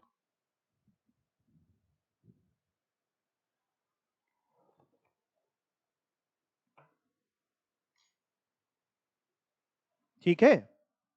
ठीक है ना? तो अब पढ़ के देखते हैं क्या लिखा हुआ है। यहाँ पे भी सेम ही चीज लिखी, आप समझ चुके हैं। तो जो भी रिसीव्ड हुआ है by the SSC, that is employer from his employ, will be chargeable to income tax under the head income from other sources if it is not chargeable under PGP. यानी कि पीजीपी में taxable कराया तो यहाँ पे taxable होगा। But एक बात, मैंने बट वाली क्या लिखी है? But if employer deposits such amount on or before the due date of deposit applicable for such contribution, उस contribution की जो ड्यू डेट है, पीएफ के खाते में पीएफ एक्ट के हिसाब से जो ड्यू डेट होती है वहां तक जमा करा दिया, ईएसआई का पैसा था तो ईएसआई के खाते के हिसाब से, ईएसआई एक्ट के हिसाब से जो ड्यू डेट होती है वहां तक जमा करा दिया। अगर जमा करा दिया तो भैया तुम्हें डिडक्शन भी मिल जाएगी। इसमें क्या वर्ड टू वर्ड याद करेंगे बैठ करके? नहीं, अगर घर जाके आज बस मेरी बातों को याद कर लेंगे। मैं एक चीज आपको जानबूझ करके पूरा आपको कॉन्सेप्ट वाइज समझा के चलता हूँ कि रिटेन करने में आसानी होती है कि क्यों लाया गया ये प्रोविजन। तो थोड़ी हिस्ट्री में आपको बताता चलता हूँ। अगर उसको बस आप घर जाकर के आधा एक घंटा मेरी बात को याद करेंगे कि सर ने आज क्या क्या बोला था, तो उससे आपका दिमाग भी शार्प होगा और दूसरा ये चीज़ें आपको याद हो जाएंगी। फिर बस आप एग्जाम में भी अगर डायरेक्टली चले जाओगे तो कोई दिक्कत नहीं। मैं आपको इसलिए समझाता हूँ कि अगर आपने मेरी क्लासेस अच्छे से कर ली तो एग्जाम टाइम पे आपको मेरी बातें याद आ जाएंगी। एग्जाम में देखो अच्छे अच्छों को अपनी नानी याद आ जाती है, तो मेरी बात तो याद आ ही जाएगी, है कि नहीं? चलें अगले पॉइंट की तरफ। सर अगला पॉइंट क्या है? मान लो बेटा तुमने किसी कंपनी के डिवेंचर खरीदे। क्या खरीदा? डिवेंचर, या बैंक में एफडी कराई, या कोई बॉन्ड्स खरीदे। इन सब में तुम्हें क्या मिलता है? क्या मिलेगा? ब्याज मिलेगा। ब्याज तुम्हारी इनकम है ना, टैक्सेबल करेंगे। कहां टैक्सेबल करेंगे? यही टैक्सेबल करते हैं इनकम फ्रॉम अदर सोर्सेस के हेड में। अगर तुम्हारा इसी चीज का व्यापार होता, पैसा लगाना हर जगह जगह जगह जगह व्यापार है कि हम ब्याज की इनकम कमाते हैं, व्यापार है, तो पीजीपी में नहीं तो आमतौर पे जैसे हम लोग हैं तो हमारा व्यापार इस तरीके का थोड़ी ना है। तो जो भी हमने है ना पैसा एफडी में लगाया उस पर जो ब्याज मिलता है, डिबेंचर में लगाया जो ब्याज मिलता है वो भी कहाँ टैक्सेबल होगा? इनकम फ्रॉम अदर सोर्सेज के हेड में। अच्छा, एफडी वगैरह में जो इंटरेस्ट मिलता है, मान लो इंटरेस्ट बना जाकर के 1 लाख रुपीज का, तो उन्होंने मान लो सपोज करो बैंक वाले ने टीडीएस काट लिया 10%, मिला हमको 90,000, तो 90,000 टैक्सेबल होगा मेरे हाथ में यहाँ पे कि पूरा gross 1 lakh? 1 lakh gross taxable होता है हमेशा ना। Income by way of interest on securities like interest on debentures, government securities, bonds etcetera, किसी भी तरीके का ब्याज, if the income by way of interest on securities is not chargeable under the PGP, अगर पीजीपी में नहीं taxable हो रहा तो यहाँ टैक्सेबल होगा इनकम फ्रॉम अदर सोर्सेज। आमतौर पे यहीं पे टैक्सेबल होता है, जल्दी पीजीपी में कोई लेके इसको जाता नहीं है, तो यहीं टैक्सेबल होता है। आईफॉस में टैक्सेबल होता है, ब्याज वगैरह की इनकम आपकी टैक्सेबल इसी हेड में होती है। बात आपको समझ में आई? कोई डाउट? मान लो आज आप घर से यहाँ आ रहे थे क्लासेस के लिए, रास्ते में कोई आपको मिला कि मेरा एग्जाम है, आपका एग्जाम नहीं था, उसने कहा रास्ते में मिला आपको मेरा एग्जाम है, हम कैलकुलेटर लाना भूल गए, आप भी सड़क शक्ल से जो है पढ़े लिखे दिखाई दे रहे हैं, अपना कैलकुलेटर हमको दे दीजिए, क्या हम शाम को दे देंगे। आपने कहा ठीक है ले लो, 20 रुपए किराया लूंगा, 20 रुपए 50 रुपए 100 रुपए जो भी आपकी श्रद्धा। आपने एक मशीन उसको किराए पे दे दी, किराया आपको जो मिल रहा है कहाँ टैक्सेबल होगा? क्या लगता है आपको? आईफॉस में। अच्छा, बहुत से लोगों का व्यापारी सी चीज का होता है, जैसे मान लो टेंट हाउस वगैरह वाले होते हैं, या एक जन का व्यापार है जनरेटर किराए पे उठाता है। नहीं होता है आपको, शादी है आपकी, अब आपको यही परेशानी कि ऐसा ना हो कि सब कुछ क्या कहते हैं बिल्कुल फेरे पड़ने जा रहे, लाइट ही चली गई, तो आप क्या करके रखते हैं? जनरेटर वगैरह की व्यवस्था करके रखते हैं। तो जो जनरेटर पे किराए पे दे रहा है उसका काम ही है जनरेटर किराए पे देना, उसके लिए टैक्सेबल होगा पीजीपी में।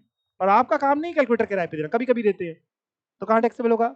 आईफॉस। या फर्नीचर किराए पे कोई दे रहा है, तो अगर मेन व्यापार है आपका किराए पे देने का फर्नीचर मशीन वगैरह, तो पीजीपी में टैक्सेबल होगा।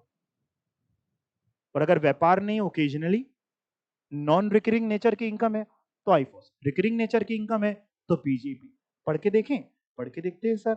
Rental income of machinery furniture etcetera, income from machinery plant और furniture belonging to the SSC and let on hire, जिसको क्या किया तुमने बेटा? किराए पे उठा दिया। इफ द इनकम, यहाँ पे टैक्सेबल होगी कब? अगर वो इनकम पीजीपी में टैक्सेबल नहीं हुई तो टैक्सेबल होगी आईफॉस में। यानी मशीन फर्नीचर किराए पे उठा रहे हैं तो यहां पे टैक्सेबल होती है। कोई डाउट किसी को? पक्का? कोई दिक्कत? मान लो आप बुक्स किराए पे देते हैं, बुक्स किराए पे देते हैं, अब क्या होगा? अगर आपका बिजनेस ही है, लेट से आप लाइब्रेरी वगैरह हैं, बुक्स किराए पे देते, थोड़ा सा पैसा चार्ज कर लेते हैं, तो फिर वो टैक्सेबल होगा पीजेपी, और नहीं है तो आईफॉस। क्लियर? तो यहाँ पे मशीन लिखी है, फर्नीचर लिखा है, मशीन फर्नीचर एक्सेट्रा वगैरह भी लिखा है, ठीक है।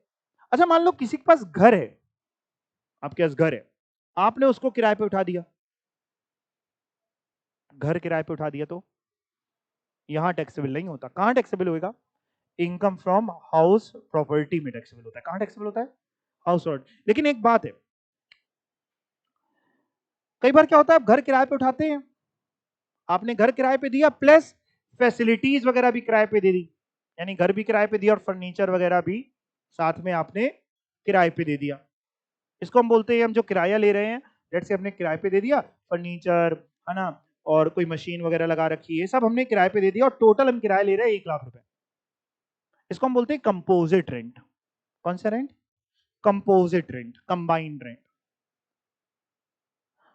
ये जो कंपोजिट रेंट होता है, कंबाइंड रेंट होता है, अगर ये अलग अलग हो सकता है कि इसमें से 1 लाख रुपए में से घर का रेंट है 80,000 और फर्नीचर का रेंट है 20,000, अगर अलग अलग हो सकता है तो 80,000 जो घर का रेंट है वो इनकम फ्रॉम हाउस प्रॉपर्टी के हेड में टैक्सेबल होगा, और 20,000 जो फर्नीचर वगैरह का रेंट है, फैसिलिटीज का रेंट है, वो इस हेड में टैक्सेबल होगा, आईफॉस में या पीजीपी में।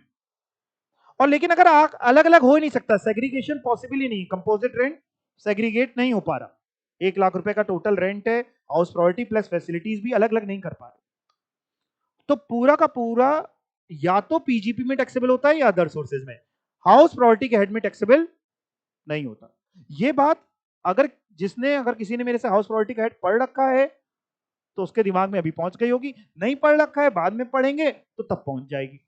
हाउस प्रॉपर्टी के हेड में किसने किसने पढ़ा हुआ है? ओके, तो ये कंपोजिट रेंट वाली जैसी कुछ चीजें वहां पे आई थी, उसी की बात हम लोग कर रहे हैं। वहां पे जिसने नहीं भी पढ़ा वो बाद में हो जाएगा जब हाउस प्रॉपर्टी वाले पढ़ाएंगे। अभी के लिए क्या लिखा है वही चीज मैंने रिपीट करी हुई है, composite rent if segregation is not possible, combined rent अगर अलग अलग नहीं कर सकते, अगर अलग अलग कर देते तो हाउस प्रॉपर्टी का रेंट जो है वो हाउस प्रॉपर्टी वाले हेड में टैक्सेबल होता, और मशीन का rent as per point number F इस हाइफॉस वाले हेड में या पीजीपी वाले हेड में टैक्सेबल होता। लेकिन अलग अलग नहीं कर सकते, तो जी कह रहा है कि पूरा का पूरा या तो पीजीपी में या हाइफॉस में टैक्सेबल होगा, हाउस प्रॉपर्टी वाले हेड में कुछ भी टैक्सेबल नहीं होगा। That is hiring out of building, building किराए पे दी along with furniture machinery etc. where an SSE let on hire क्या machine plant furniture belonging to him and also building, यानी मशीन फर्नीचर के साथ बिल्डिंग भी दी, and letting of the building is inseparable from the letting of the said machinery plant और furniture. अलग अलग नहीं कर सकते। The income of from such letting, वो जो इनकम है उस लेटिंग की या तो टैक्सेबल होगी पीजीपी में, वहां नहीं हुई तो आईफॉस में। बात समझ में आ गई? पक्का? कोई डाउट है? डाउट नहीं? अच्छा मान लीजिए, जैसे मान लीजिए मैं आपको क्लासेस पढ़ा रहा हूँ, राइट? अब मेरे को ना ये जगह छोटी पड़ने लगी है, लाखों बच्चे हमसे पढ़ने के लिए तैयार हैं, तो मैंने क्या किया, दिल्ली में शाह ऑडिटोरियम है उसको किराए पे ले लिया। बहुत बड़ी जगह है, एक बार में 1000-2000 बच्चा बैठ सकता है। तो मैंने शाह ऑडिटोरियम किराए पे ले लिया। तो मैंने जब किराए पे लिया तो उसमें चेयर्स भी लगी रहेंगी कि नहीं, एसी भी होगा, है ना, स्टेज होगा, प्रोजेक्टर होगा, सारी चीजें होंगी। उसका किराया लेट से 1 लाख रुपए रोज का है। मैं जो किराया दे रहा हूँ 1 लाख रुपए रोज का, वो टैक्सेबल होगा किसके हाथ में? जिसको किराया मिल रहा है। लेकिन कौन से हेड में टैक्सेबल होगा? उसने मेरे को वो शाह ऑडिटोरियम किराए पे दिया, तो उसने केवल बिल्डिंग का रेंट लिया मेरे से कि दोनों लिए? दोनों। और क्या लेटिंग सेपरेबल है?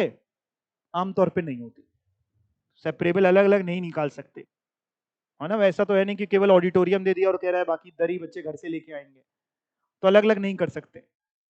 एसी भी दे रहा है, सारी चीजें फैसिलिटीज दे रहा है, तभी वो 1 लाख रुपए किराया ले रहा है। तो पूरा का पूरा उस बंदे के हाथ में, उसका व्यापारी इस चीज का है तो बीजेपी में, व्यापार नहीं इस चीज का तो आईफोस। आई होप आपको ये बात समझ में आ गई।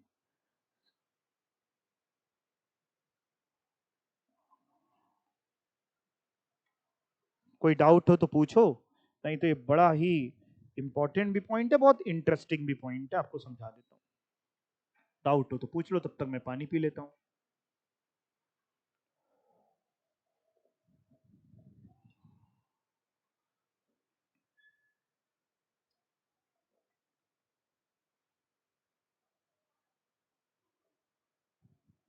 कह रहे हैं ऊपर वाले पॉइंट में जो आपने प्रोविडेंट फंड वगैरह वाला बताया, अगर ड्यू डेट के बाद जमा कर रहे हैं तो क्या होगा? तो ड्यू डेट के बाद जमा कर रहे हैं तो डिडक्शन कहीं नहीं मिलेगी, इंप्लॉयर के हाथ में टैक्सेबल होकर रह जाएगा, माइनस नहीं होगा, डिडक्शन नहीं मिलेगी।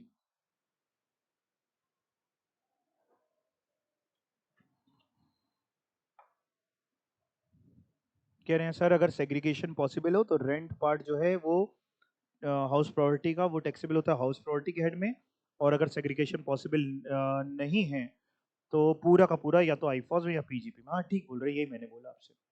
ठीक है, और कोई डाउट किसी को? जी बताइए।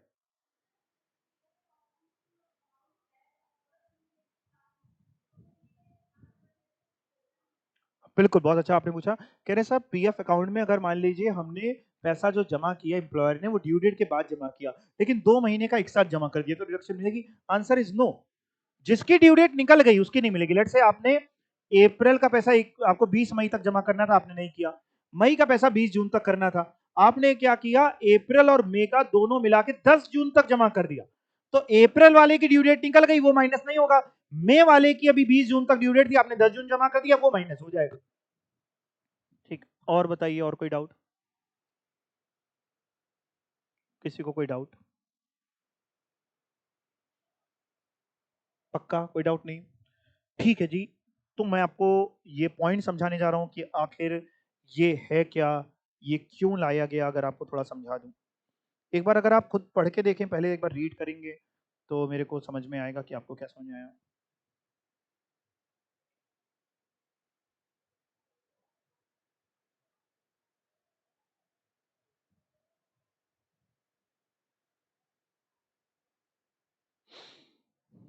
एक बार रीड करिए।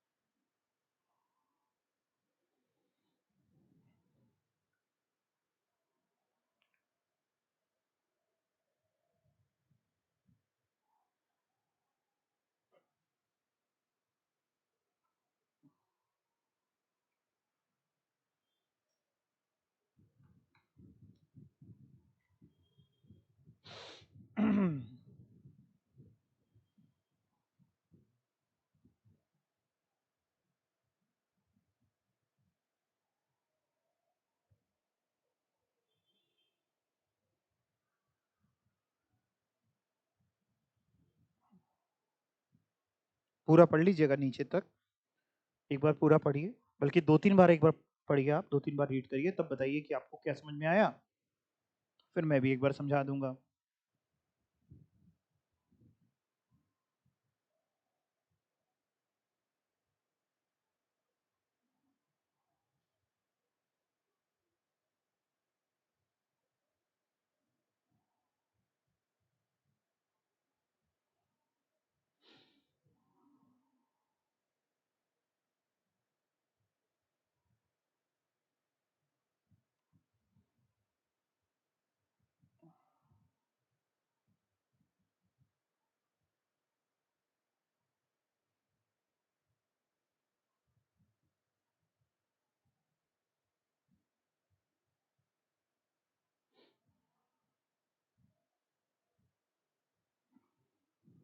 पूरा है ये।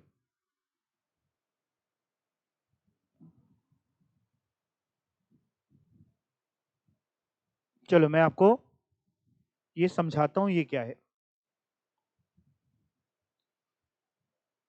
मेरी तरफ देखिए, ध्यान से समझ लेते हैं ये क्यों आया। अगर ये आप ये समझ जाएंगे तो ये पॉइंट भी आपके दिमाग में चला जाएगा। लेट्स से मान लो, जैसे मान लो हर्षित की एक कंपनी है, हर्षित प्राइवेट लिमिटेड, हर्षित की एक कंपनी है, व्यापार करती है। हर्षित किस चीज का व्यापार करना चाहोगे? कोई भी चीज का। तो एक प्रोडक्ट है कोई भी चीज, उसको बना के ये बेचते हैं। तो बढ़िया व्यापार चल रहा है, मशीन से लगी हुई है, अच्छा खासा पैसा लग रहा है, बढ़िया सब कुछ चल रहा है ना। अब हर्षित को क्या है ना, इनको अपना व्यापार एक्सपेंड करना है और पैसा बिजनेस में लगाना है और बिजनेस में और एक्सपेंड करना है।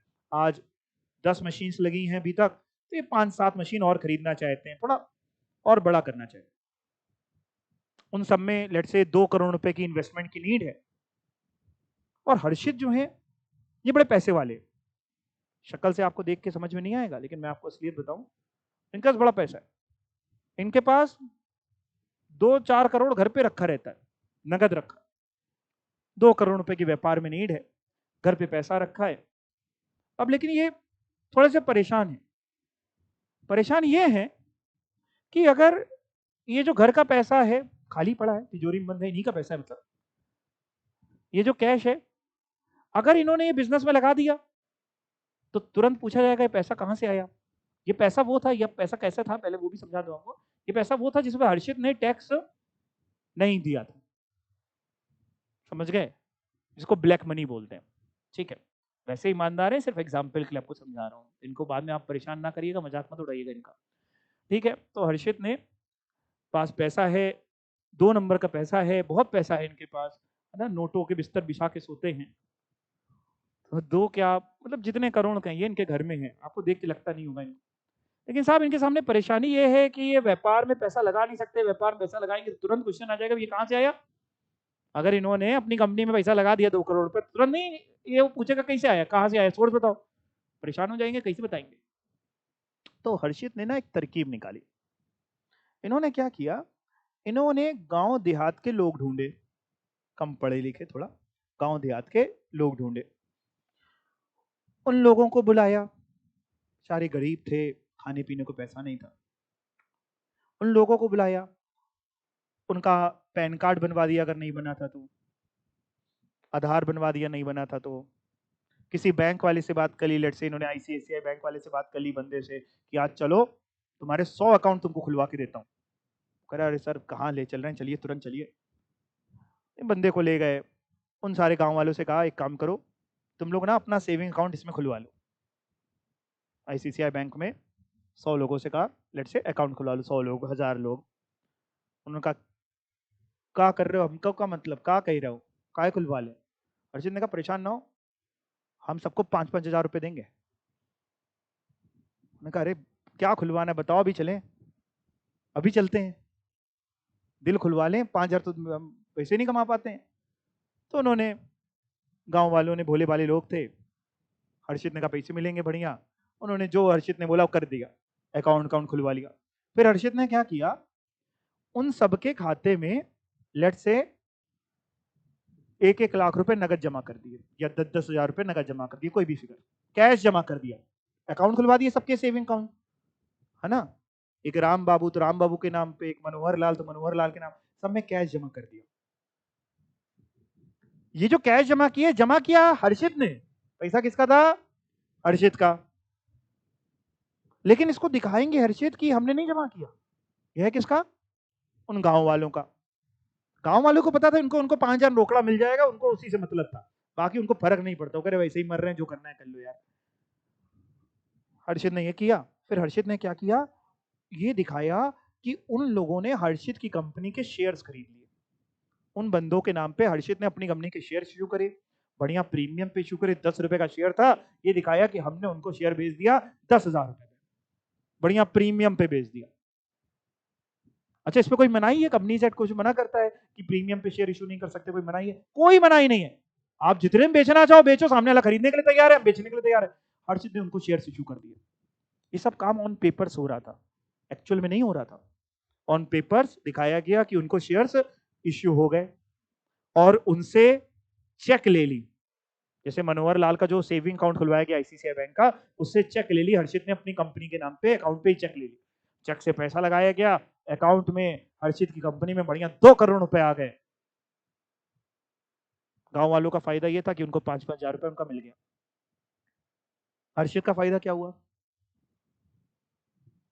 हर्षित की अपनी मनी जो ब्लैक मनी थी वो रूट होकर के कंपनी में वापस आ गई है व्हाइट बन के, बिना टैक्स दिए वो पैसा वापस आ गया। 5,000 तो मैं फिर भी बहुत ज्यादा बोल रहा हूँ, आप उसको 100, 200, 500 भी दे दोगे तो भी वो साइन करने के लिए तैयार हो जाएगा।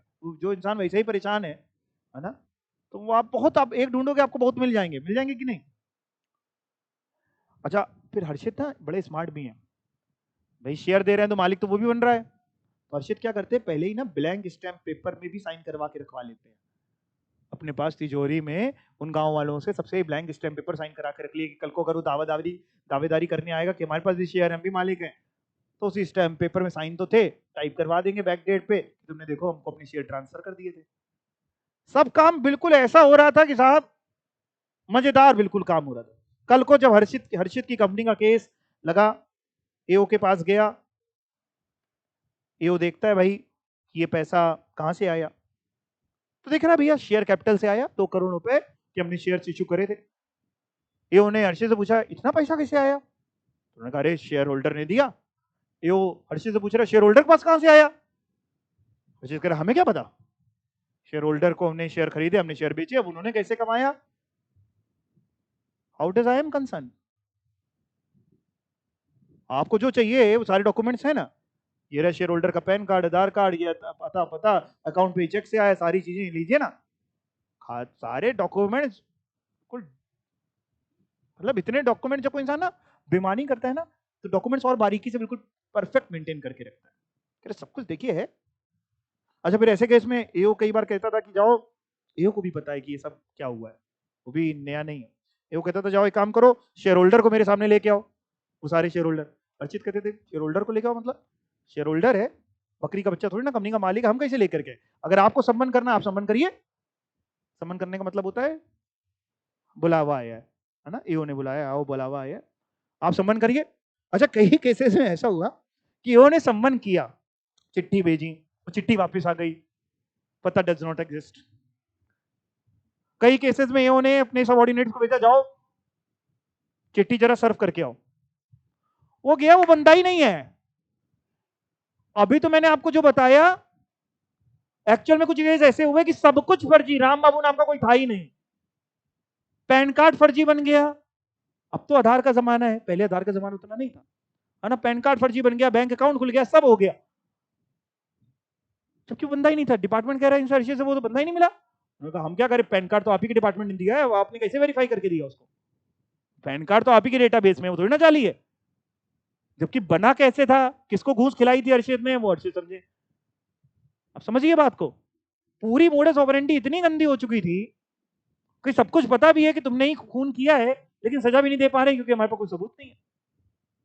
और अगर वो एओ फिर अगर एडिशन कर भी देता था, एडिशन मतलब अगर वो इनकम में जोड़ भी देता था कि नहीं हमें लग रहा है कि यार ये तुम्हारी इनकम है, हमें लग रहा है कि ये पैसा वहां से नहीं आया है, एडिशन कर भी देता था कि नहीं 2 करोड़ रुपए में ऐड कर दे रहे तुम्हारी इनकम में, अर्शित की कंपनी की इनकम में जोड़ दिया। तो अर्शित क्या करते थे, आगे अपील में जाते थे, सीआईटी अपील में गए, commissioner of income tax appeal में, वहां जाके छुड़वा ले, वहां सेटिंग होती थी।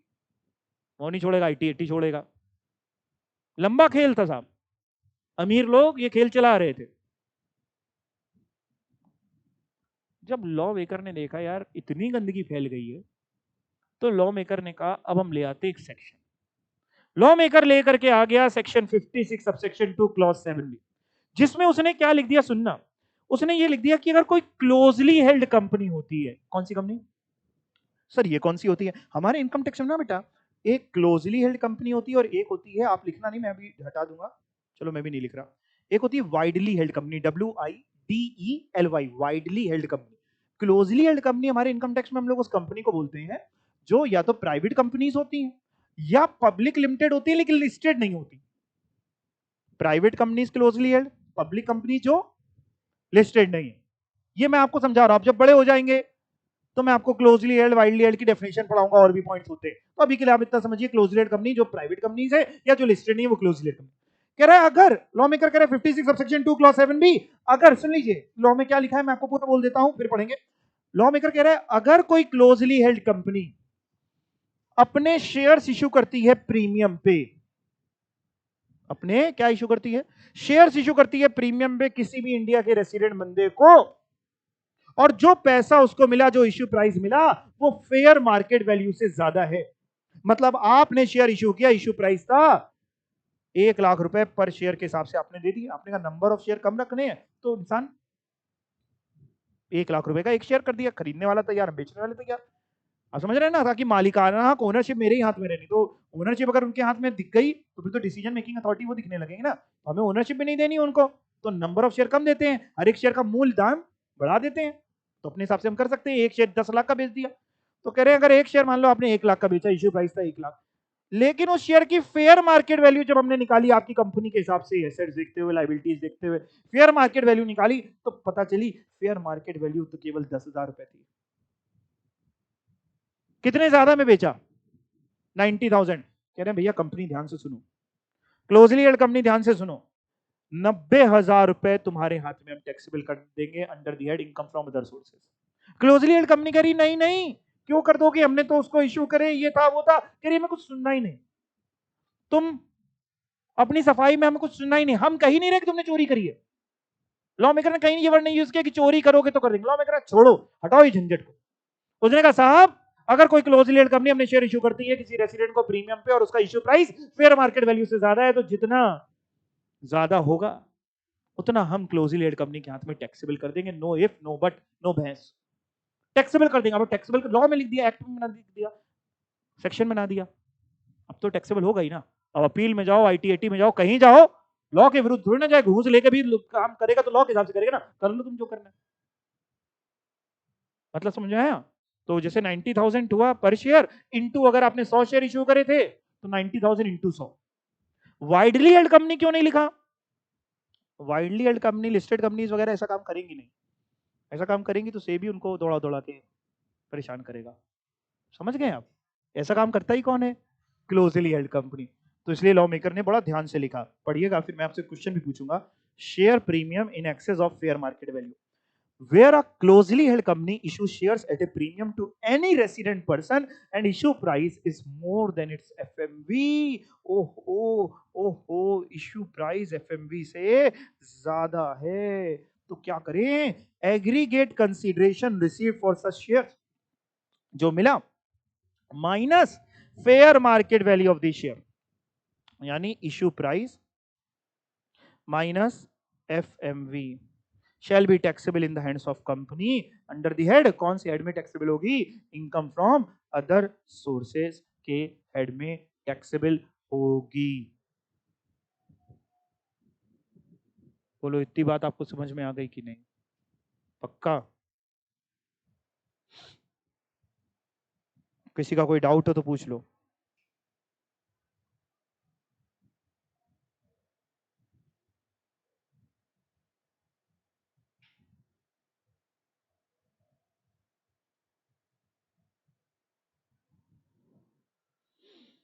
पढ़ लिया, अगर मैं आपसे क्वेश्चन पूछूं तो आप बताएंगे हैं, चलो मैं आपसे क्वेश्चन पूछता हूं।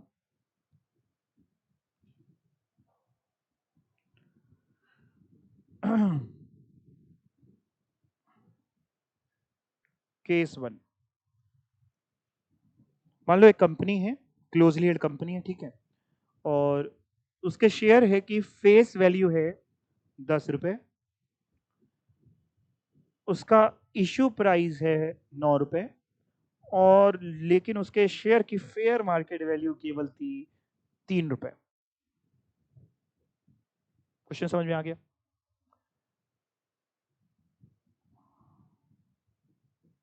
आपको बताना है, और हर एक केस में एक चीज कॉमन कर लेते हैं, number of shares issued by closely held company. कितने मान लें? 1 लाख शेयर्स मान लेते हैं, 1 लाख शेयर्स, ठीक है। आपको बताना है अमाउंट टैक्सेबल। कौन सा सेक्शन पढ़ना है? Under section 56 subsection 2 clause 7b। कितना अमाउंट टैक्सेबल होगा under section 56 subsection 2 clause 7b?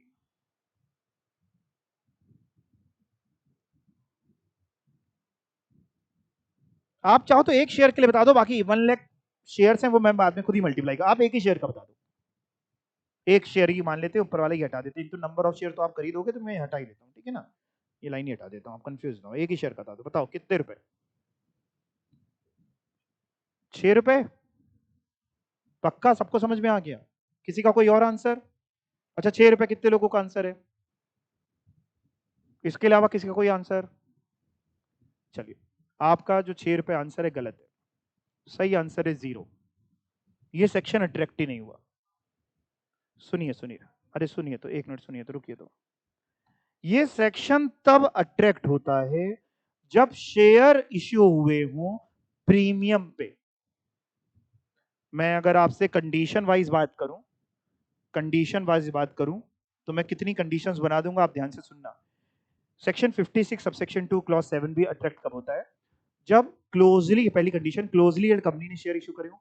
दूसरी कंडीशन, किसी रेसिडेंट को इशू करे हो। देखो लिखा है, ये सब लिखा है, आप पढ़ नहीं पाए थे, तभी मैं बार बार आपको ना मौका दे रहा था कि पढ़ पाओ। और मैं बाद में इसलिए बताता हूं कि आप जो पढ़ते हैं और जो लिखा होता है उसमें कितना अंतर हो जाता है। क्लोजली हेल्ड कंपनी ने इशू करे हो, एक कंडीशन। दूसरी कंडीशन, किसी रेसिडेंट पर्सन को इशू करे। तीसरी कंडीशन, वो शेयर प्रीमियम पे इशू करे हो। प्रीमियम किस चीज को कहते हैं? प्रीमियम कब होता है? जब फेस वैल्यू से ज्यादा पे इशू करे हो। तीसरी कंडीशन, प्रीमियम पे इशू करे हो। चौथी कंडीशन, आपका issue price fair market value से ज्यादा हो। अगर ये चार की चार कंडीशंस पूरी होंगी तो टैक्सेबल होगा क्लोजली हेल्ड कंपनी के हाथ में क्या चीज? Issue price minus fair market value into number of share issued. तो इस केस में सर, क्लोजली हेल्ड कंपनी है ये तो आपने ऐसे ही डीम्ड करा दिया था, रेसिडेंट पर्सन को इशू कर रहे हैं ये भी डीम्ड करा दिया। बाकी दो चीजें अपने दिमाग में रखनी पड़ेंगी, क्या प्रीमियम पे इशू हुआ है शेयर? नहीं, डिस्काउंट पे। वैसे तो कंपनी सेट के हिसाब से आप डिस्काउंट पे कर नहीं सकते, बट टैक्स के लिए थ्योरेटिकली क्वेश्चन बना लिया मैंने। अच्छा सर, अगर यानी इस केस में 0, अगर सर ऐसा कर दें तो case 2, face value 10, issue price 10, fair market value 3, बताओ कितना टैक्सेबल होगा? चार कंडीशंस चेक कर लो। क्लोजली हेल्ड कंपनी, सर आपने कहा क्लोजली हेल्ड कंपनी ने इशू करे।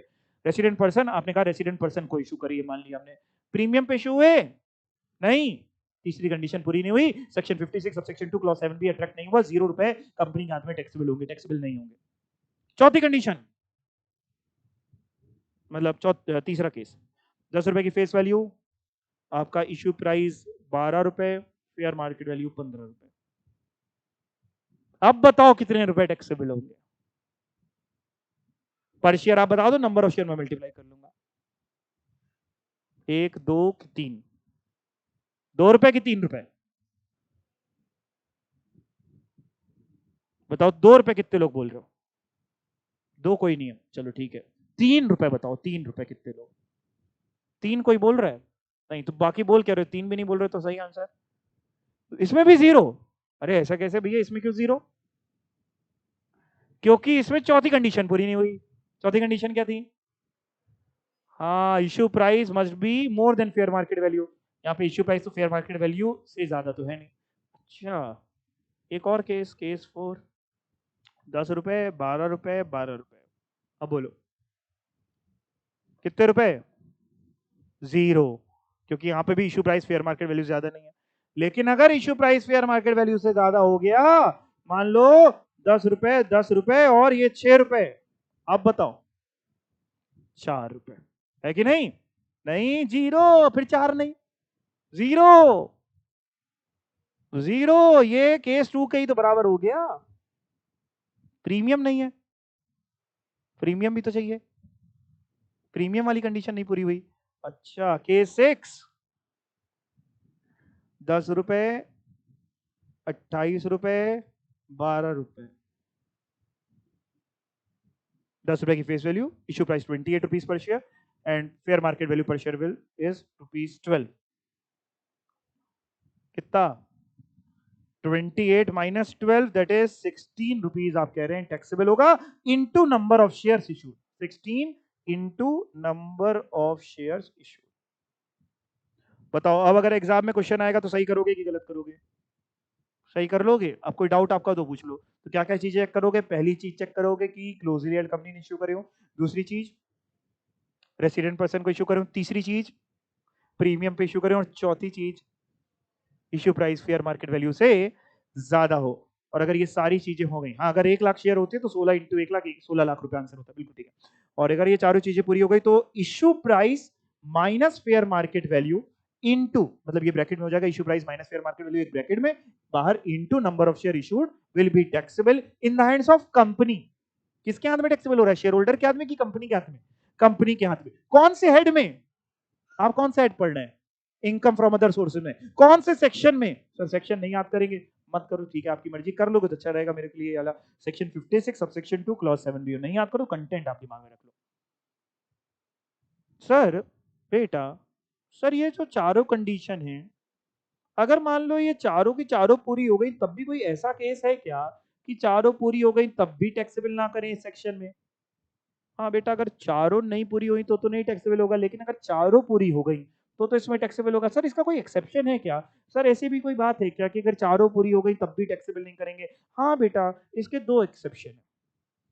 यानी चारों बात पूरी भी हो गई, चारों कंडीशन, तब भी इन 2 केसेस में ना नहीं अट्रैक्ट करेंगे सेक्शन। कौन से 2 केसेस? पहला, where the consideration for issue of share is received by a venture capital undertaking from a venture capital company or a venture capital fund।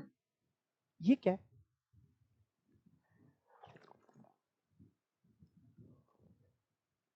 ये जो वेंचर कैपिटल कंपनी होती है, वेंचर कैपिटल फंड होते हैं, ये लोग क्या करते हैं? ये बड़े पैसे वाले लोग होते हैं, ये नई नई स्टार्टअप्स में पैसा लगाते हैं। जिन स्टार्टअप्स में पैसा लगाते हैं उनको हम बोलते हैं वेंचर कैपिटल अंडरटेकिंग। क्या बोलते हैं? Venture capital undertaking. इस समय हमारी गवर्नमेंट ये चाहती है, आपने सुना भी होगा, स्टार्टअप्स को प्रमोट कर रही है कि हर इंसान अपने पैरों पे खड़ा हो जाए, तो स्टार्टअप्स को प्रमोट कर रहे हैं। तो लॉ मेकर ने कहा यार, अगर कोई वेंचर कैपिटल कंपनी या वेंचर कैपिटल फंड पैसा दे रहा है किसी वेंचर कैपिटल अंडरटेकिंग को, स्टार्टअप्स को, तो भले ही चारों कंडीशन क्यों ना पूरी हो जाए, issue price fair market value से क्यों ना ज्यादा हो, हम ये सेक्शन अट्रैक्ट नहीं करेंगे, हम परेशान नहीं करेंगे, कंपनी के हाथ में, स्टार्टअप के हाथ में टैक्सेबल नहीं करने वाले, हम मौज करिए। तो उनको एक अलग कर दिया कि ठीक है यार, उनको एक तरफ हम बढ़ा रहे हैं, और अगर हमने ये पॉइंट डाल दिया और गलती से किसी के हाथ में टैक्सेबल हो गया तो दिक्कत आ जाएगी, तो इसलिए छोड़ दिया उनको कि तुमको माफ किया, तुम कर जाओ। Where the consideration for issue of share is received by या, किसको मिला है? आप चाहे तो लिख लीजिए, स्टार्टअप्स वगैरह, वेंचर कैपिटल अंडरटेकिंग को। किससे? जो वेंचर कैपिटल कंपनीज हैं, जो आपके इंडस्ट्रियलिस्ट हैं, उन सबसे अगर आपको पैसा मिला है, जो भी वेंचर कैपिटलिस्ट वगैरह होते हैं ना, वो सब पैसा लगाते हैं इसमें।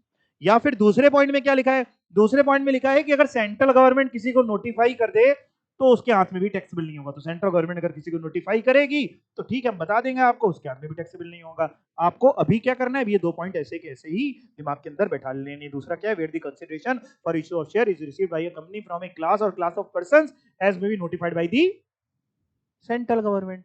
तो सेंट्रल गवर्नमेंट ने सेक्शन बनाते समय पावर एक अपने हाथ में ले ली कि अगर हम किसी को बाद में नोटिफाई करना चाहें तो कर सकते हैं।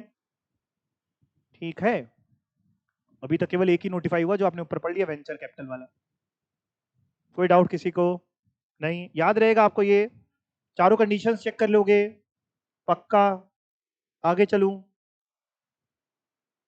बड़े मजेदार है ना इनकम फ्रॉम अदर सोर्सेज, मेरे को बड़ा इंटरेस्टिंग लगता है। आपको लग रहा है क्या? इससे ज्यादा क्या करें, नाच के दिखाएं तब लगेगा इंटरेस्टिंग। आप देखो इंटरेस्टिंग मैं बना रहा हूं आपके लिए, पास्ट भी समझा रहा हूं क्यों लाया गया, वाकई इंटरेस्टिंग है। अगला पॉइंट क्या है, इंटरेस्ट रिसीव्ड और ऑन कंपनसेशन और ऑन इनहेंस्ड कंपनसेशन। सर ये क्या है, चलो मैं आपको थोड़ा सा समझाता हूं, थोड़ा सा इसका ना एक आपको बैकग्राउंड दे देता हूं तो समझ में आ जाएगा, समझा देता हूं। देखिए सपोज करिए, मान लीजिए एक सज्जन है मिस्टर राम। मिस्टर राम का, ध्यान से समझना, फिर मैं कैपिटल गेन आएगा तो दोबारा नहीं समझाऊंगा, कैपिटल गेन एक हेड पढ़ाऊंगा ना तो उसमें दोबारा नहीं समझाऊंगा, ध्यान सुनना। एक मिस्टर राम है, मिस्टर राम के पास एक घर है, ठीक, बढ़िया घर है। कहाँ है, मान लो कानपुर शहर में घर है। अब कानपुर में आपको पता है हमारी मेट्रो सिटी बनने जा रही है, मेट्रो बन रही है। तो कानपुर में मेट्रो बनने का हुआ, जब मेट्रो का नक्शा बनाया गया कि मेट्रो कहाँ से चलेगी कैसे जाएगी, तो ऐसा बनाया गया, ऐसे ऐसे करते हुए ऐसे ऐसे जाएगी, ऐसे ऐसे जाएगी। अब ऐसे ऐसे नक्शा जब बनाया गया तो पता चला बीच में आ रहा है किसका घर, मिस्टर राम का। तो गवर्नमेंट के पास एक पावर होती है कि वो चाहे तो ये घर कंपल्सरीली एक्वायर कर सकती है। मतलब घर खुद का हो तो भी सर, हाँ, रजिस्ट्री हो तो भी, सब कुछ हो, गवर्नमेंट के पास पावर है। गवर्नमेंट मिस्टर राम से कह रही, मिस्टर राम ये घर मुझे दे दे। मिस्टर राम कह रहा नहीं, अरे घर मुझे दे दे, कह रहा नहीं ये घर मुझे दे दे, नहीं, छीन लेगी तब भी, कंपल्सरी एक्वायर कर देगी, बाहर निकाल देगी, हटा सकती है। घर तोड़ ताड़ के अपना क्या बनाएगी, जनरल पब्लिक के वेलफेयर के लिए हो रहा है, पावर है उसके पास। क्या बनाएगी, यहां से मेट्रो वेट्रो बनाएगी। अब घर छीन लिया, राम परेशान है। गवर्नमेंट कहती है लेकिन लेकिन परेशान ना हो, हम तुम्हें मुआवजा देंगे, कंपनसेशन देंगे। क्या देंगे, कंपनसेशन। और वो मुआवजा भी गवर्नमेंट डिसाइड करती है कितना देंगे। राम नहीं कहेंगे कि ये घर इतना था, वो डिसाइड करती है। फिर अगर आप उससे खुश हैं तो बढ़िया, नहीं खुश हैं तो कोर्ट में जाइए बढ़वाने के लिए, अगर कोर्ट बढ़ा दे तो, है ना। तो क्या देती है, मुआवजा। अच्छा अब गवर्नमेंट है, मुआवजा देगी, कंपनसेशन देगी, कई बार टाइम पे दे देती है मुआवजा, और कई बार देने में थोड़ी सी देर कर देती है। गवर्नमेंट है कि नहीं। करी मुआवजा देंगे, लेट से करी 1 करोड़ मुआवजा देंगे, आप परेशान ना हो। और राम को क्या करता, परेशान हो भी रहा है तो भी छोड़ना पड़ेगा, उसने छोड़ दिया, 1 करोड़ मिलेगा मुआवजा। जो मुआवजा मिलेगा, कंपनसेशन मिलेगा, वो इस साइड में नहीं टैक्सेबल होता, ये नहीं पढ़ाऊंगा आपको, वो टैक्सेबल होता है कैपिटल गेन के एड में। तो कहां टैक्सेबल होगा, कैपिटल गेन के एड में, की जो घर बिका उसका सेल प्राइस, मुआवजा माइनस जितने का खरीदा था, वो सब आपको वहां पढ़ाऊंगा, वो चीज समझाऊंगा। कई बार मुआवजा देने में गवर्नमेंट देर करती है, तो मुआवजा देने में देर करती है ना, तो गवर्नमेंट कई बार हो सकता है उस पर आपको ब्याज भी दे। क्या दे, ब्याज, इंटरेस्ट ऑन कंपनसेशन। या आप कोर्ट चले गए, कोर्ट से आपने मुआवजा बढ़वा लिया, इनहेंस्ड करा लिया कंपनसेशन। इनहेंस्ड मतलब उसने आपको मुआवजा, सरकार ने तय किया 1 करोड़, आपको तो बड़ा कम लग रहा है, आपने कहा यार ये स्वरूप नगर में मेरा घर था, 3.5 करोड़ तो इसकी ऐसे ही वक्त थी। कोर्ट चले गए, कोर्ट ने मान लो कहा नहीं नहीं, एक काम करो, इसका 1 करोड़ की जगह 1.5 करोड़ कर दो, 50 लाख से मुआवजा बढ़ा दो। 50 लाख से जो मुआवजा बढ़ा, इनहेंस्ड कंपनसेशन, वो टैक्सेबल होगा कैपिटल गेन के में। लेकिन अगर वो देने में देरी करी तो उसमें जो ब्याज है वो टैक्सेबल होगा इनकम फ्रॉम अदर सोर्सेज में। यानी यहां पे मैं आपको ये पढ़ा रहा हूं कि इंटरेस्ट मिला, अगर मिला, नहीं मिला, अगर टाइम पे मिल गया तो इंटरेस्ट, नहीं मिला तो कोई मतलब ही नहीं।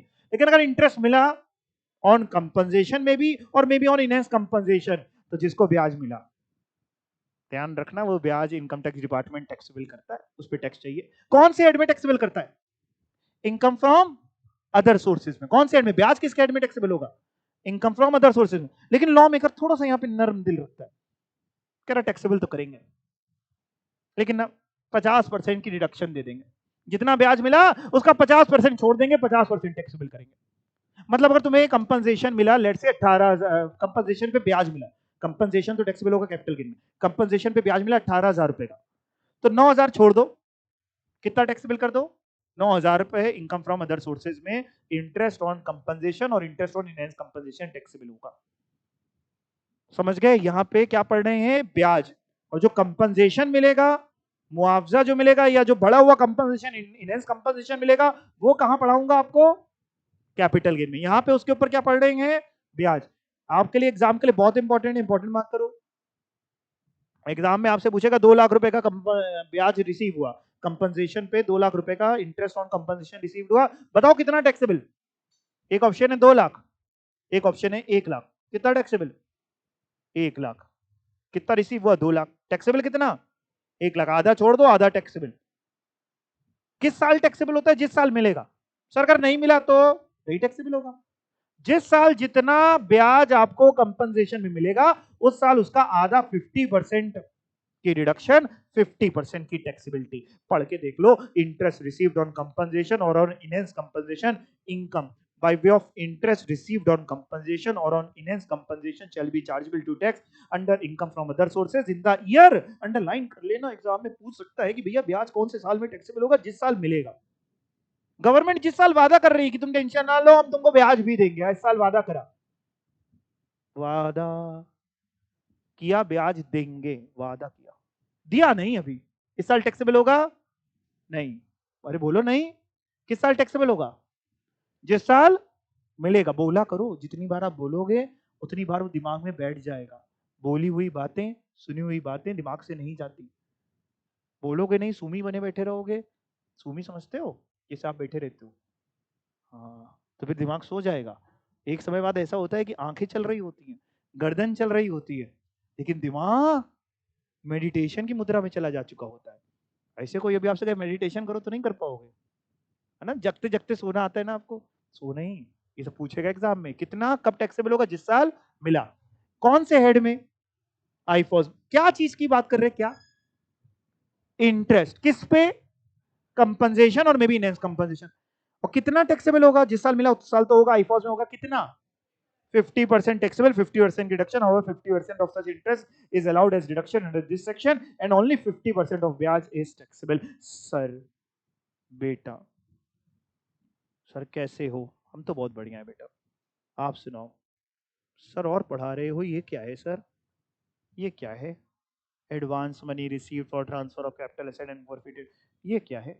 सुनो सुनो सुनो, ये क्या है? सुनो सुनो सुनो, बहुत ध्यान से इन सब पे बहुत इजीली क्वेश्चन बनते हैं। बहुत इजी है, बहुत इजी है, समझ में अगर आ जाए बहुत इजी है। मैं आपको समझाता हूँ, आपको आ जाएगा समझ में। सुनना।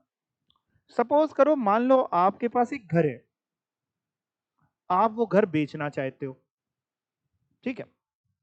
आपको वो घर बेचना है, आपने कस्टमर ढूंढा,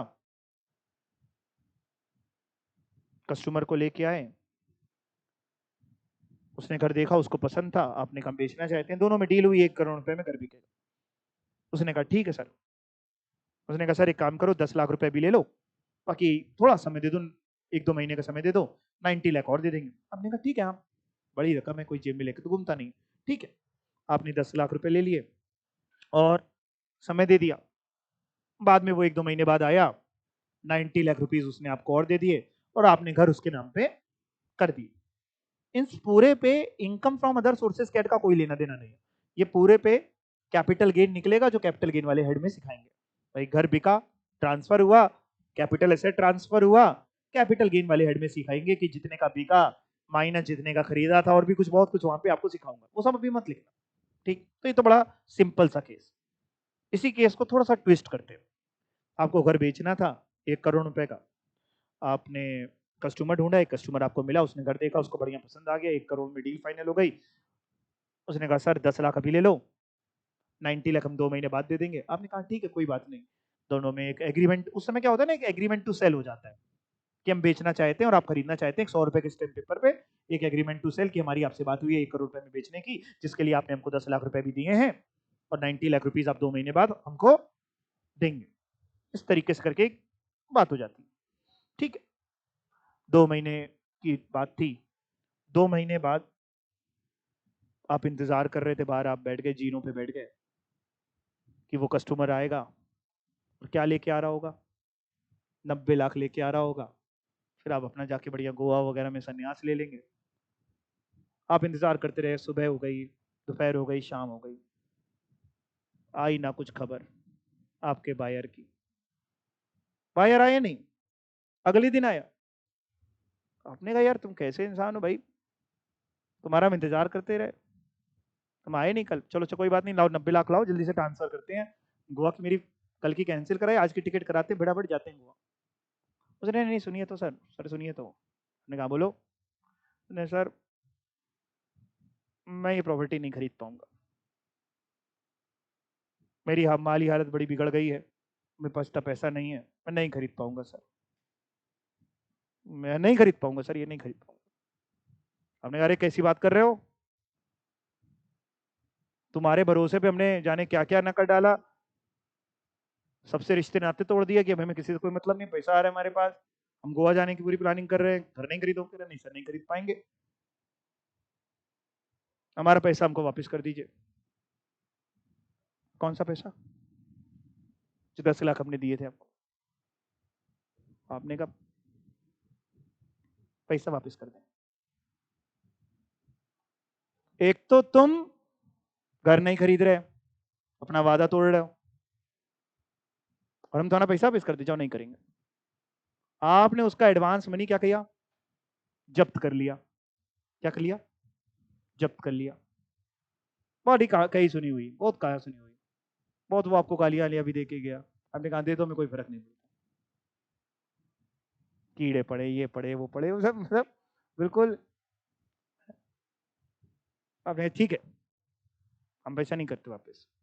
वो चला गया, जैसे ही वो चला गया वैसे ही झांक के देख रहे थे यादव जी, वो आपसे कह रहे सुनो सुनो सुनो, तुम्हारा तो फायदा हो गया। आपने काय का फायदा हो गया? फायदा तो हो गया, घर बिका भी नहीं और 10 लाख भी मिल गए, ओके कि नहीं? एडवांस मनी थी जो तुमने फोरफीट कर ली, ये हम टैक्सेबल करेंगे। आपने करो अच्छा टैक्सेबल, आप गुस्से में थे, करो टैक्सेबल। किस साइड में करोगे? करे कैपिटल गेन में करते हैं, करो करो कैपिटल गेन में टैक्सेबल।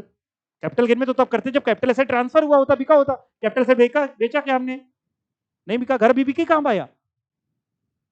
यादव जी कह रहे अच्छा कहां करें, कहां करें? इतनी देर में लॉ मेकर ने एक सेक्शन बना दिया, section 56 subsection 2 clause 9। Yadav ji ने जैसे ही सेक्शन पढ़ा, उन्होंने कहा यहां होगा इनकम फ्रॉम अदर सोर्सेज, मतलब अगर कभी कोई कैपिटल एसेट बिक रहा था जिसके नेगोशिएशन पे आपको एडवांस मनी मिली थी और बाद में आपने उसको फोरफीट कर लिया, वो कैपिटल एसेट ट्रांसफर नहीं हुआ और आपने पैसा उसका क्या कर लिया? फोरफीट कर लिया, तो जिसने फोरफीट किया है उसकी हाथ में हम टैक्सेबल कर देंगे। कौन से हेड में?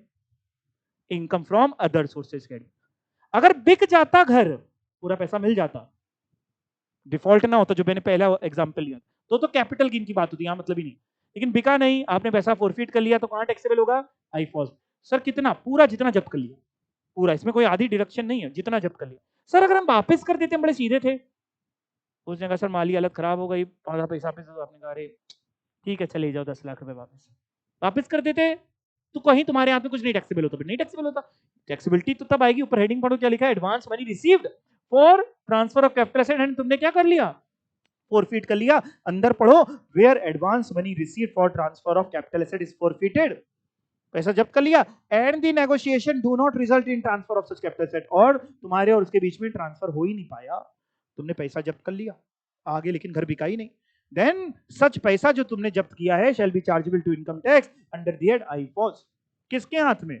तुम्हारे हाथ में, जिसने जब्त किया है पैसा, जिसने जब्त किया कि जिसने पैसा दिया था 10 लाख रुपए, जिसने जब्त किया है उसके हाथ में टैक्सेबल हो जाए। कौन से हेड में? आईफॉस। ये सेक्शन पहले नहीं होता, मतलब अब तो हो गया टाइम आए हुए काफी, लेकिन इनिशियली अगर हम बात करें तो समय नहीं होता था। इन लॉ मेकर ने डाल दिया सेक्शन, अच्छा सेक्शन है, बढ़िया सेक्शन है। यानी सर अगर आप ये कहना चाह रहे हैं अगर घर बिक गया तो इस हेड का मतलब नहीं, तो कैपिटल गेन। घर नहीं बिका और आपने एडवांस मनी वापस कर दिया तो भी इस हेड का मतलब नहीं, किसी हेड का कोई मतलब नहीं, वापस कर दिया। लेकिन घर नहीं बिका और एडवांस मनी आपने क्या कर लिया?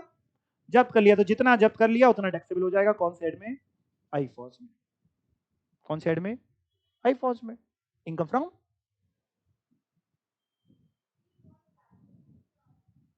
प्रैक्टिकली कितना एप्लीकेबल? बिल्कुल पूरा एप्लीकेबल है, प्रैक्टिकली पूरा एप्लीकेबल है।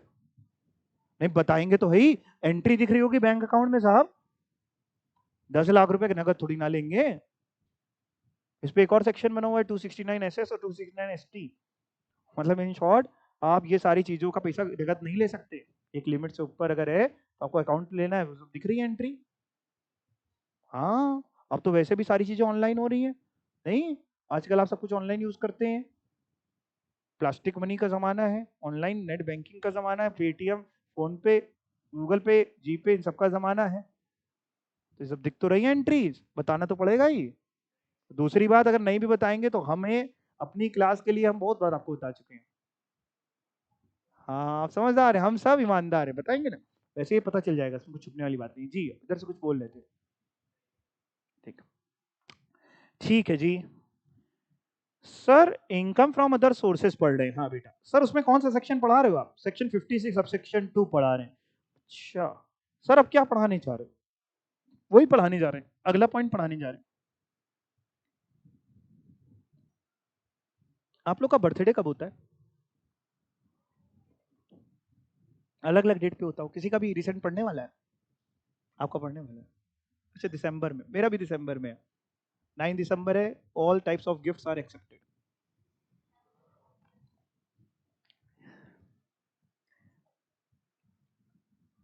अच्छा जैसे बर्थडे वगैरह होता है या कोई भी ओकेजन होता है, तो मान लो कोई आप रिलेटिव से मिले, चाचा मामा मौसी, तो कई बार वो आपको कुछ गिफ्ट दे देते हैं, या एनवेलप पकड़ा देते हैं, लिफाफा नहीं दे देते हैं टीका करके, आप मना करते हैं अरे इसकी क्या जरूरत थी करके, इसकी क्या जरूरत थी।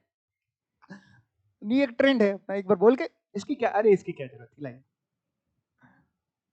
अच्छा जैसे कभी आपके साथ हुआ होगा ऐसा, मिला होगा आपको, अभी तो आप छोटे हैं, आप तो नहीं देते होंगे किसी को, लेकिन मिला होगा कि नहीं? मिला है ना, कि कभी नहीं मिला कहीं से लिफाफा, मिला है ना?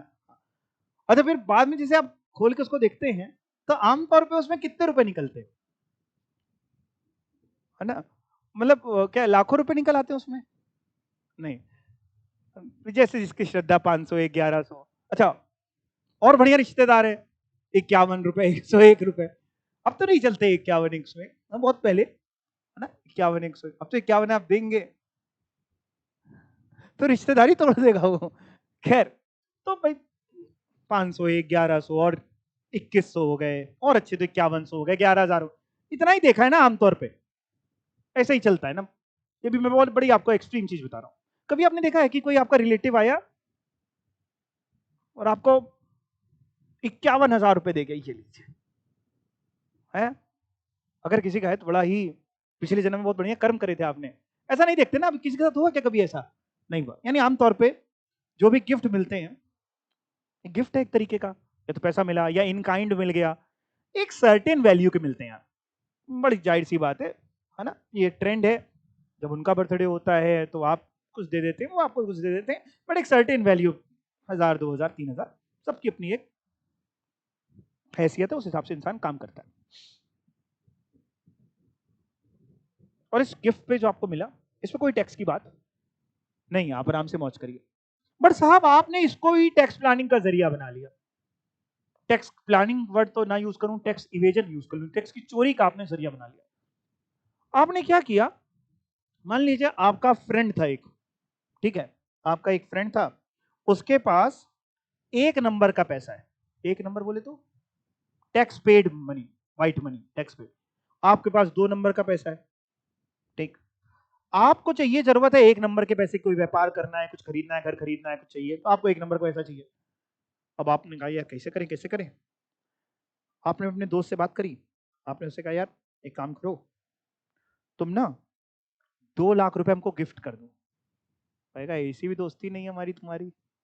आपने कहा सुनो तो, 2 लाख गिफ्ट कर दो, चेक से दे दो हमको मेरे नाम पे, एक गिफ्ट डीड बनवा लेते हैं 10 रुपए के स्टैम्प पेपर में कि तुमने हमको गिफ्ट किया, हम तुम्हें नगद दे देते ये लो 2 लाख रुपए। और अगर और मांग रहा है तो 2 4 हजार रुपए और दे दिए, ठीक है 2 लाख 2 हजार ले लो, 4 हजार ले लो, हमको 2 लाख की चेक दे दो। आपने उससे 2 लाख की चेक ले ली, अकाउंट में आ गया पैसा, डिपार्टमेंट पूछ रहा है पैसा कहाँ से आया, आपने कहा गिफ्ट मिला।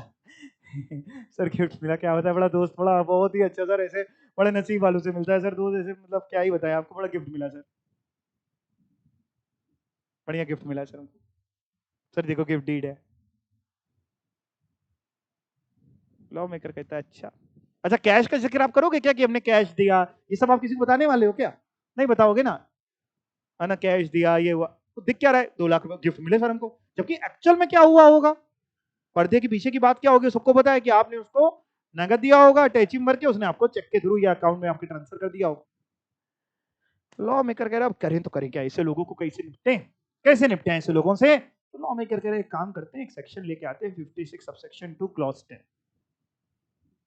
जिसमें लॉ मेकर ने लिख दिया कि अगर, सुनते जाना मेरी बात को, अगर आपको किसी से गिफ्ट मिलता है, कैश वगैरह मिलता है, गिफ्ट मिलता है, गिफ्ट का मतलब क्या चीज होती है?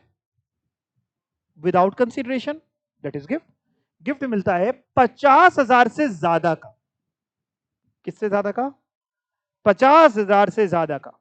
तो हम इस झंझट में नहीं पड़ेंगे कि ब्लैक मनी है, व्हाइट मनी, हमें मतलब ही नहीं। तुम बहुत साफ हो, तुम पाक साफ हो, तुम गंगा जी में नहाए हुए हो, हमें को मतलब 50,000 से ज्यादा का गिफ्ट है तो वो हम टैक्सेबल करेंगे under the head income from other sources. मतलब अगर तुम्हें 2 लाख रुपए का गिफ्ट मिला तो टैक्सेबल करेंगे कौन से हेड में? इनकम फ्रॉम अदर सोर्सेज में। कितना? 1.5 लाख नहीं, पूरा 2 लाख। अगर 50,000 से ज्यादा का गिफ्ट है तो पूरा 50,000 की कोई डिडक्शन नहीं है। मतलब सर, मतलब मान लो किसी ने आपको शुभ फिगर करने के लिए 51,000 दे दिया। 51,000 फिगर शुभ होती है। 51,000 गिफ्ट दे दिया, टैक्सेबल कितना होगा? पूरा 51,000। 50,000 देता या उससे कम देता, कुछ भी टैक्सेबल नहीं। अच्छी खासी रकम रखी 50,000, इतना भी कोई नहीं देता। हम तो कहते रिश्तेदारों से भाई मेरा गिफ्ट कहाँ है, देते नहीं आज की तारीख। आपको पता है जेन्युइन केसेस में कोई इतना किसी को ना देता है ना कोई लेना चाहता है। खैर, तो भैया सिंपल सी बात है, अगर 50,000 से ज्यादा का गिफ्ट है तो हम आपके हाथ में टैक्सेबल करेंगे। किसके हाथ में टैक्सेबल करेंगे? जिसको मिला है गिफ्ट कि जिसने दिया है?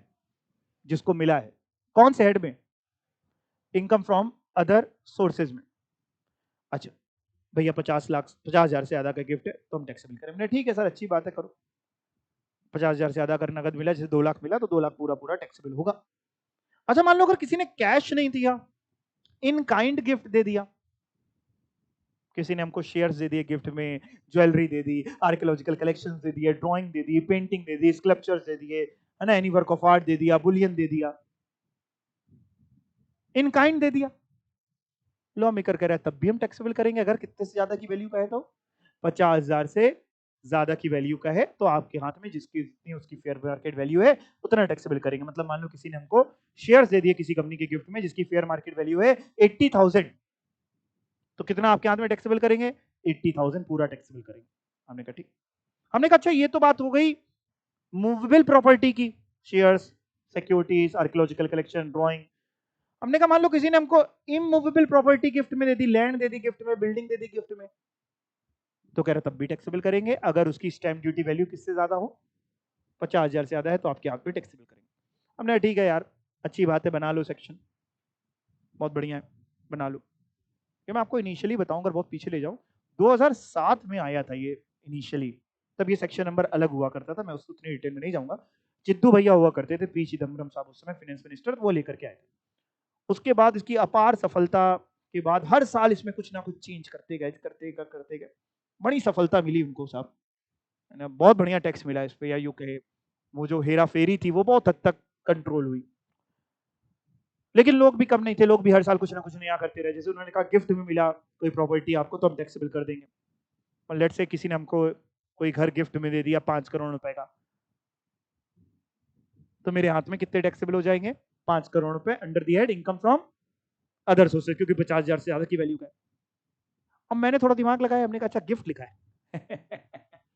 तुम हमको गिफ्ट में मत दो, तुम हमको गिफ्ट में मत दो, तुम एक काम करो, हम तुमको 1 लाख रुपए देंगे। हमने 5 करोड़ के घर के बदले में आपको 1 लाख रुपए दिए और आपने वो घर हमको बेच दिया। अब लॉ में इनिशियली केवल लिखा था गिफ्ट, हमने कहा गिफ्ट ही नहीं है, ये काय का गिफ्ट है? गिफ्ट तो जो होता है वो विदाउट कंसिडरेशन होता है। हमने तो 1 लाख दिए ना। लॉ मेकर ने जब देखा तो उसने ये भी पॉइंट डाल दिया, आपको एक केसेस पढ़ाऊंगा, कैटेगरीज पढ़ाऊंगा, 5 कैटेगरीज पढ़ाऊंगा। उसने कहा अच्छा तुमने खरीदा, हमने कहा, कह रहे ये भी टैक्सेबल होगा। हमने कहा गिफ्ट नहीं है, कह रहा हम केवल गिफ्ट नहीं, नीचे और भी तुमने कंसिडरेशन पे करी लेकिन इनएडुकेट कंसिडरेशन है, यानी 5 करोड़ की घर के लिए तुमने कितने रुपए दिए? 1 लाख रुपए। कितना फायदा हुआ तुम्हारा डिफरेंस? 4 करोड़ 99 लाख। क्या 4 करोड़ 99 लाख का फायदा जो है वो 50,000 से ज्यादा है? 50,000 रुपए से ज्यादा है ही। तो 4 करोड़ 99 लाख तुम्हारे हाथ में टैक्सेबल करेंगे। यानी आज की तारीख में सतर्क हो जाइए गिफ्ट लेते समय। मैं ये भी आपको बताऊंगा कि कब आप लेना चाहो तो ले सकते हो, टैक्सेबल कब नहीं होगा। ठीक है, तो पढ़ के दिखाता हूं आपको, थोड़ा सा पढ़ता हूं। मनी और property received without consideration that is gift में मिली हो, मनी हो या प्रॉपर्टी। अंडरलाइन करो वर्ड प्रॉपर्टी। प्रॉपर्टी में हम मूवेबल की बात कर रहे हैं कि इमूवेबल की? दोनों की बात कर रहे हैं, लिख लो movable as well as immovable.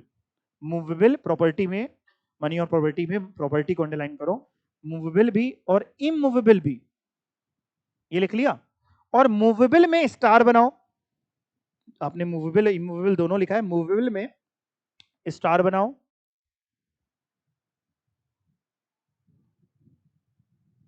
बना लिया।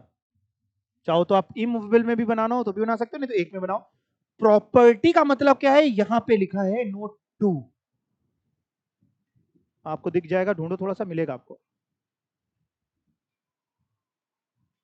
प्रॉपर्टी में या तो इमूवेबल प्रॉपर्टी मिल रही हो, लैंड, बिल्डिंग और बोथ, या फिर मूवेबल में केवल ये है, इतनी movable, share, security, jewellery, archaeological collection, drawing, painting, sculpture, any work of art और बुलियन। मतलब समझते हैं, शेयर सिक्योरिटी समझते हैं, समझते हैं, ज्वेलरी समझते हैं, समझते हैं, आर्कियोलॉजिकल कलेक्शन जैसे आप हैं, एंटीक आइटम, ठीक है। ड्राइंग्स जैसे वेलकम मूवी में नहीं, वो कौन थी हीरोइन, नाम क्या था उसका, मलिका थी ना, तो वो ड्राइंग बनाती है अनिल कपूर को, बढ़िया पसंद आ जाती है। उल्टा होता है, अच्छा अनिल कपूर बनाता है, उसको पसंद आ जाती है। बहुत टाइम हो गया देखे हुए पिक्चर, है ना। मॉडर्न आर्ट, कोई ड्राइंग, पेंटिंग, एक ही बात, स्कल्पचर्स, पुतले वगैरह, एनी वर्क ऑफ आर्ट, किसी भी तरीके का वर्क, बुलियन, रॉ गोल्ड को कहते हैं, सोने के बिस्किट्स वगैरह, रॉ गोल्ड, ठीक है। ये सारी चीजें लिखी हैं यहाँ पे। अच्छा मतलब सुनो सुनो सुनो, अच्छा मतलब सुनना है तो सुन लो। मैं वैसे मैंने सोचा था क्वेश्चन में पूछूंगा, लेकिन मैं आपको बता देता हूँ। मान लो आप मेरे से टेक्स्ट पढ़ रहे, मान के लो आप पढ़ ही रहे, मान लो मैं आपको बहुत बढ़िया पढ़ा रहा हूँ, अच्छा मान के लो पढ़ा ही रहा हूँ, अपने मन से अपनी तारीफ करनी पड़ती है। मान लो आप 100 में 100 ले आए, ठीक, टेक्स्ट में 100 में 100 ले आए, आप बड़े खुश हो गए, सर क्या पढ़ाया, तो मजा आ गई सर। और आपने खुश होकर के एक मर्सिडीज गिफ्ट कर दी, अभी थोड़े दिन पहले एक लॉन्च हुई है, 1.5 करोड़ की मर्सिडीज, आपने वो मेरे को है, हाँ जो भी है वो इतना डिटेल अपने को नहीं पता, हाँ, तो 1.5 करोड़ की मान लो मर्सिडीज है, आपने मेरे को गिफ्ट कर दिया। आपने कहा सर कहाँ छोटी गाड़ी से आते हैं, है ना, आपने मेरे को मर्सिडीज गिफ्ट कर दी। आपने अरे गिफ्ट इसकी क्या जरूरत थी, लाओ। किसके हाथ में टैक्सेबल होगा, आपके कि मेरे? मेरे। कौन से हेड में? इनकम फ्रॉम अदर सोर्सेज में। नहीं टैक्सेबल होगा, एक भी रुपए टैक्सेबल नहीं होगा। यहां पढ़ो, प्रॉपर्टी में कार लिखी है क्या, पढ़ो ध्यान से पढ़ो, मेरे हाथ में नहीं टैक्सेबल होगा एक भी रुपए। आप दो हमको 1.5 करोड़ की मर्सिडीज, हमको दो, गिफ्ट दो, हमारे हाथ में एक भी रुपए टैक्सेबल नहीं होगा, क्योंकि प्रॉपर्टी की डेफिनेशन में केवल इतनी चीजें लिखी, मतलब ऊपर इमूवेबल भी लिखा है, उसके बाद मूवेबल में केवल ये, share, security, jewellery, archaeological collection, drawing, painting, sculpture, any work of art और बुलियन। आप अगर हमको कार गिफ्ट करते हैं, भले उसकी वैल्यू 50,000 से ज्यादा क्यों ना हो, मान लो आप पुरानी ऑल्टो लाके आपने हमको गिफ्ट कर दी 20,000 रुपए की, तो 20,000 रुपए की हो, 50,000 की हो, 1.5 करोड़ की हो, कार है, तो यहाँ पे प्रॉपर्टी की डेफिनेशन में ही फॉल नहीं होती, वो टैक्सेबल नहीं होगी। आपके चेहरे तो ऐसे लटक गए जैसे वाकई गिफ्ट कर रहे हैं। हाँ। कुछ पूछना चाह रहे हैं, कुछ पूछना है, हाँ बताइए। गिफ्ट तो हुआ, हाँ हम कह रहे गिफ्ट है, टैक्सेबिलिटी नहीं है। कौन से गिफ्ट टैक्सेबल हैं, केवल ये, बाकी गिफ्ट टैक्सेबल नहीं है। जैसे आपने कहा सर कहाँ सस्ती घड़ी पहनते हैं, आपने हमको रोलेक्स की वॉच गिफ्ट कर दी 25 लाख की, मेरे हाथ में टैक्सेबल नहीं होगी, समझ गए, क्लियर, क्यों नहीं होगी, यहाँ पे लिखा है। अच्छा मैं आपको ना इस पे एक बात, 1 मिनट आपको और ले लेता हूँ आज की क्लास के लिए, एक चीज और समझा देता हूँ, हमेशा याद रखना इनकम टैक्स के लिए एक चीज और, इस दुनिया में ना आपको गिफ्ट केवल 2 ही लोगों से मिलते हैं, इस पूरी दुनिया में आपको जीवन भर गिफ्ट केवल 2 ही लोगों से मिलेंगे। आपके मन में आ रहा होगा किससे मिलते हैं, लेकिन मेरी बात सुन लो, केवल 2 लोगों से मिलते हैं। या तो आपको गिफ्ट एम्प्लॉयर से मिलेगा या अदर देन एम्प्लॉयर से मिलेगा। पूरी सारे लोग आ गए इसमें। आपको गिफ्ट जब भी मिलेगा, दो ही लोगों में से किसी से मिलेगा, या तो एम्प्लॉयर से मिलेगा या अदर देन एम्प्लॉयर से मिलेगा। अदर देन एम्प्लॉयर में सब आ गए जिनको आपने मनी मैन सोचा था, अगर वो भी आ गया, ठीक है ना। या तो एम्प्लॉयर से मिलेगा या अदर देन एम्प्लॉयर। अगर एम्प्लॉयर से मिलता है तो उसकी टैक्सेबिलिटी ये हेड नहीं बताता इनकम फ्रॉम अदर सोर्सेज, उसकी टैक्सेबिलिटी सैलरी हेड बताएगा। उसमें 50,000 की लिमिट नहीं है, उसमें 5,000 की लिमिट है। एम्प्लॉयर से मिलता है तो सैलरी हेड में टैक्सेबल होगा, यहां टैक्सेबल नहीं होगा। टैक्सेबल होगा कब होगा, कैसे होगा, वो सैलरी हेड में समझेंगे। अदर देन एम्प्लॉयर मिल रहा है, अदर देन एम्प्लॉयर में सब आ गए, तो उसकी टैक्सेबिलिटी ये सेक्शन बताता है। मम्मी पापा, है ना, स्पाउस, मोहल्ले वाले, फ्रेंड, दोस्ती यारी, जो भी, उसकी टैक्सेबिलिटी ये बताता है। जिसमें और भी बारीकियां हैं, और आप अभी सेक्शन ये खत्म नहीं हुआ, आप घर पे एक बार मैं चाहूंगा पूरा एक बार रीड करके जरूर आए, ताकि अगली क्लास में जब आप बैठें तो आपके चेहरे से मायूसी ना दिखाई दे। मायूसी नहीं दिखनी चाहिए, समझ में आना चाहिए। वो तभी आएगा जब ये पढ़ के, कहां तक पढ़ के आओगे, रुको तो, कहां तक पढ़ के आओगे, ये सब यही चल रहा है, यही सब चल रहा है। हाँ, यहां तक पढ़ के आना, ठीक है ना, ये पॉइंट तक। हाँ बेटा, ये अच्छा क्वेश्चन आया।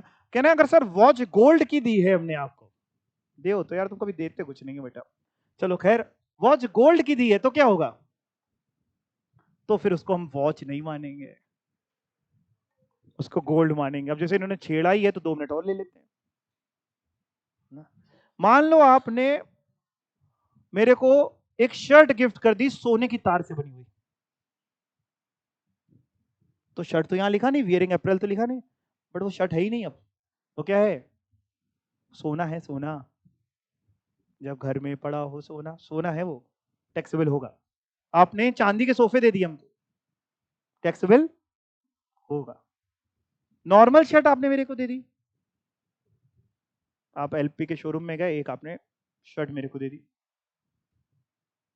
50,000 से ज्यादा की वैल्यू की है, मेरे हाथ में टैक्सेबल नहीं होगा, चाहे वैल्यू ज्यादा हो या कम हो। और कोई डाउट किसी का? हाँ,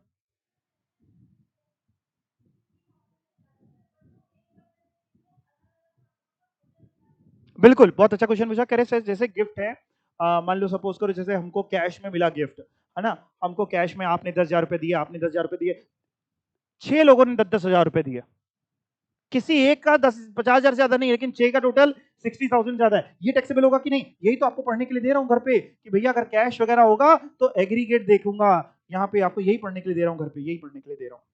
टोटल देखूंगा, टोटल अगर 50,000 ज्यादा है, कहाँ टोटल देखना है, कहाँ सिंगल देखना है, आप घर पे पढ़ के आएंगे, फिर अगली क्लास में इसकी चर्चा हम लोग करेंगे।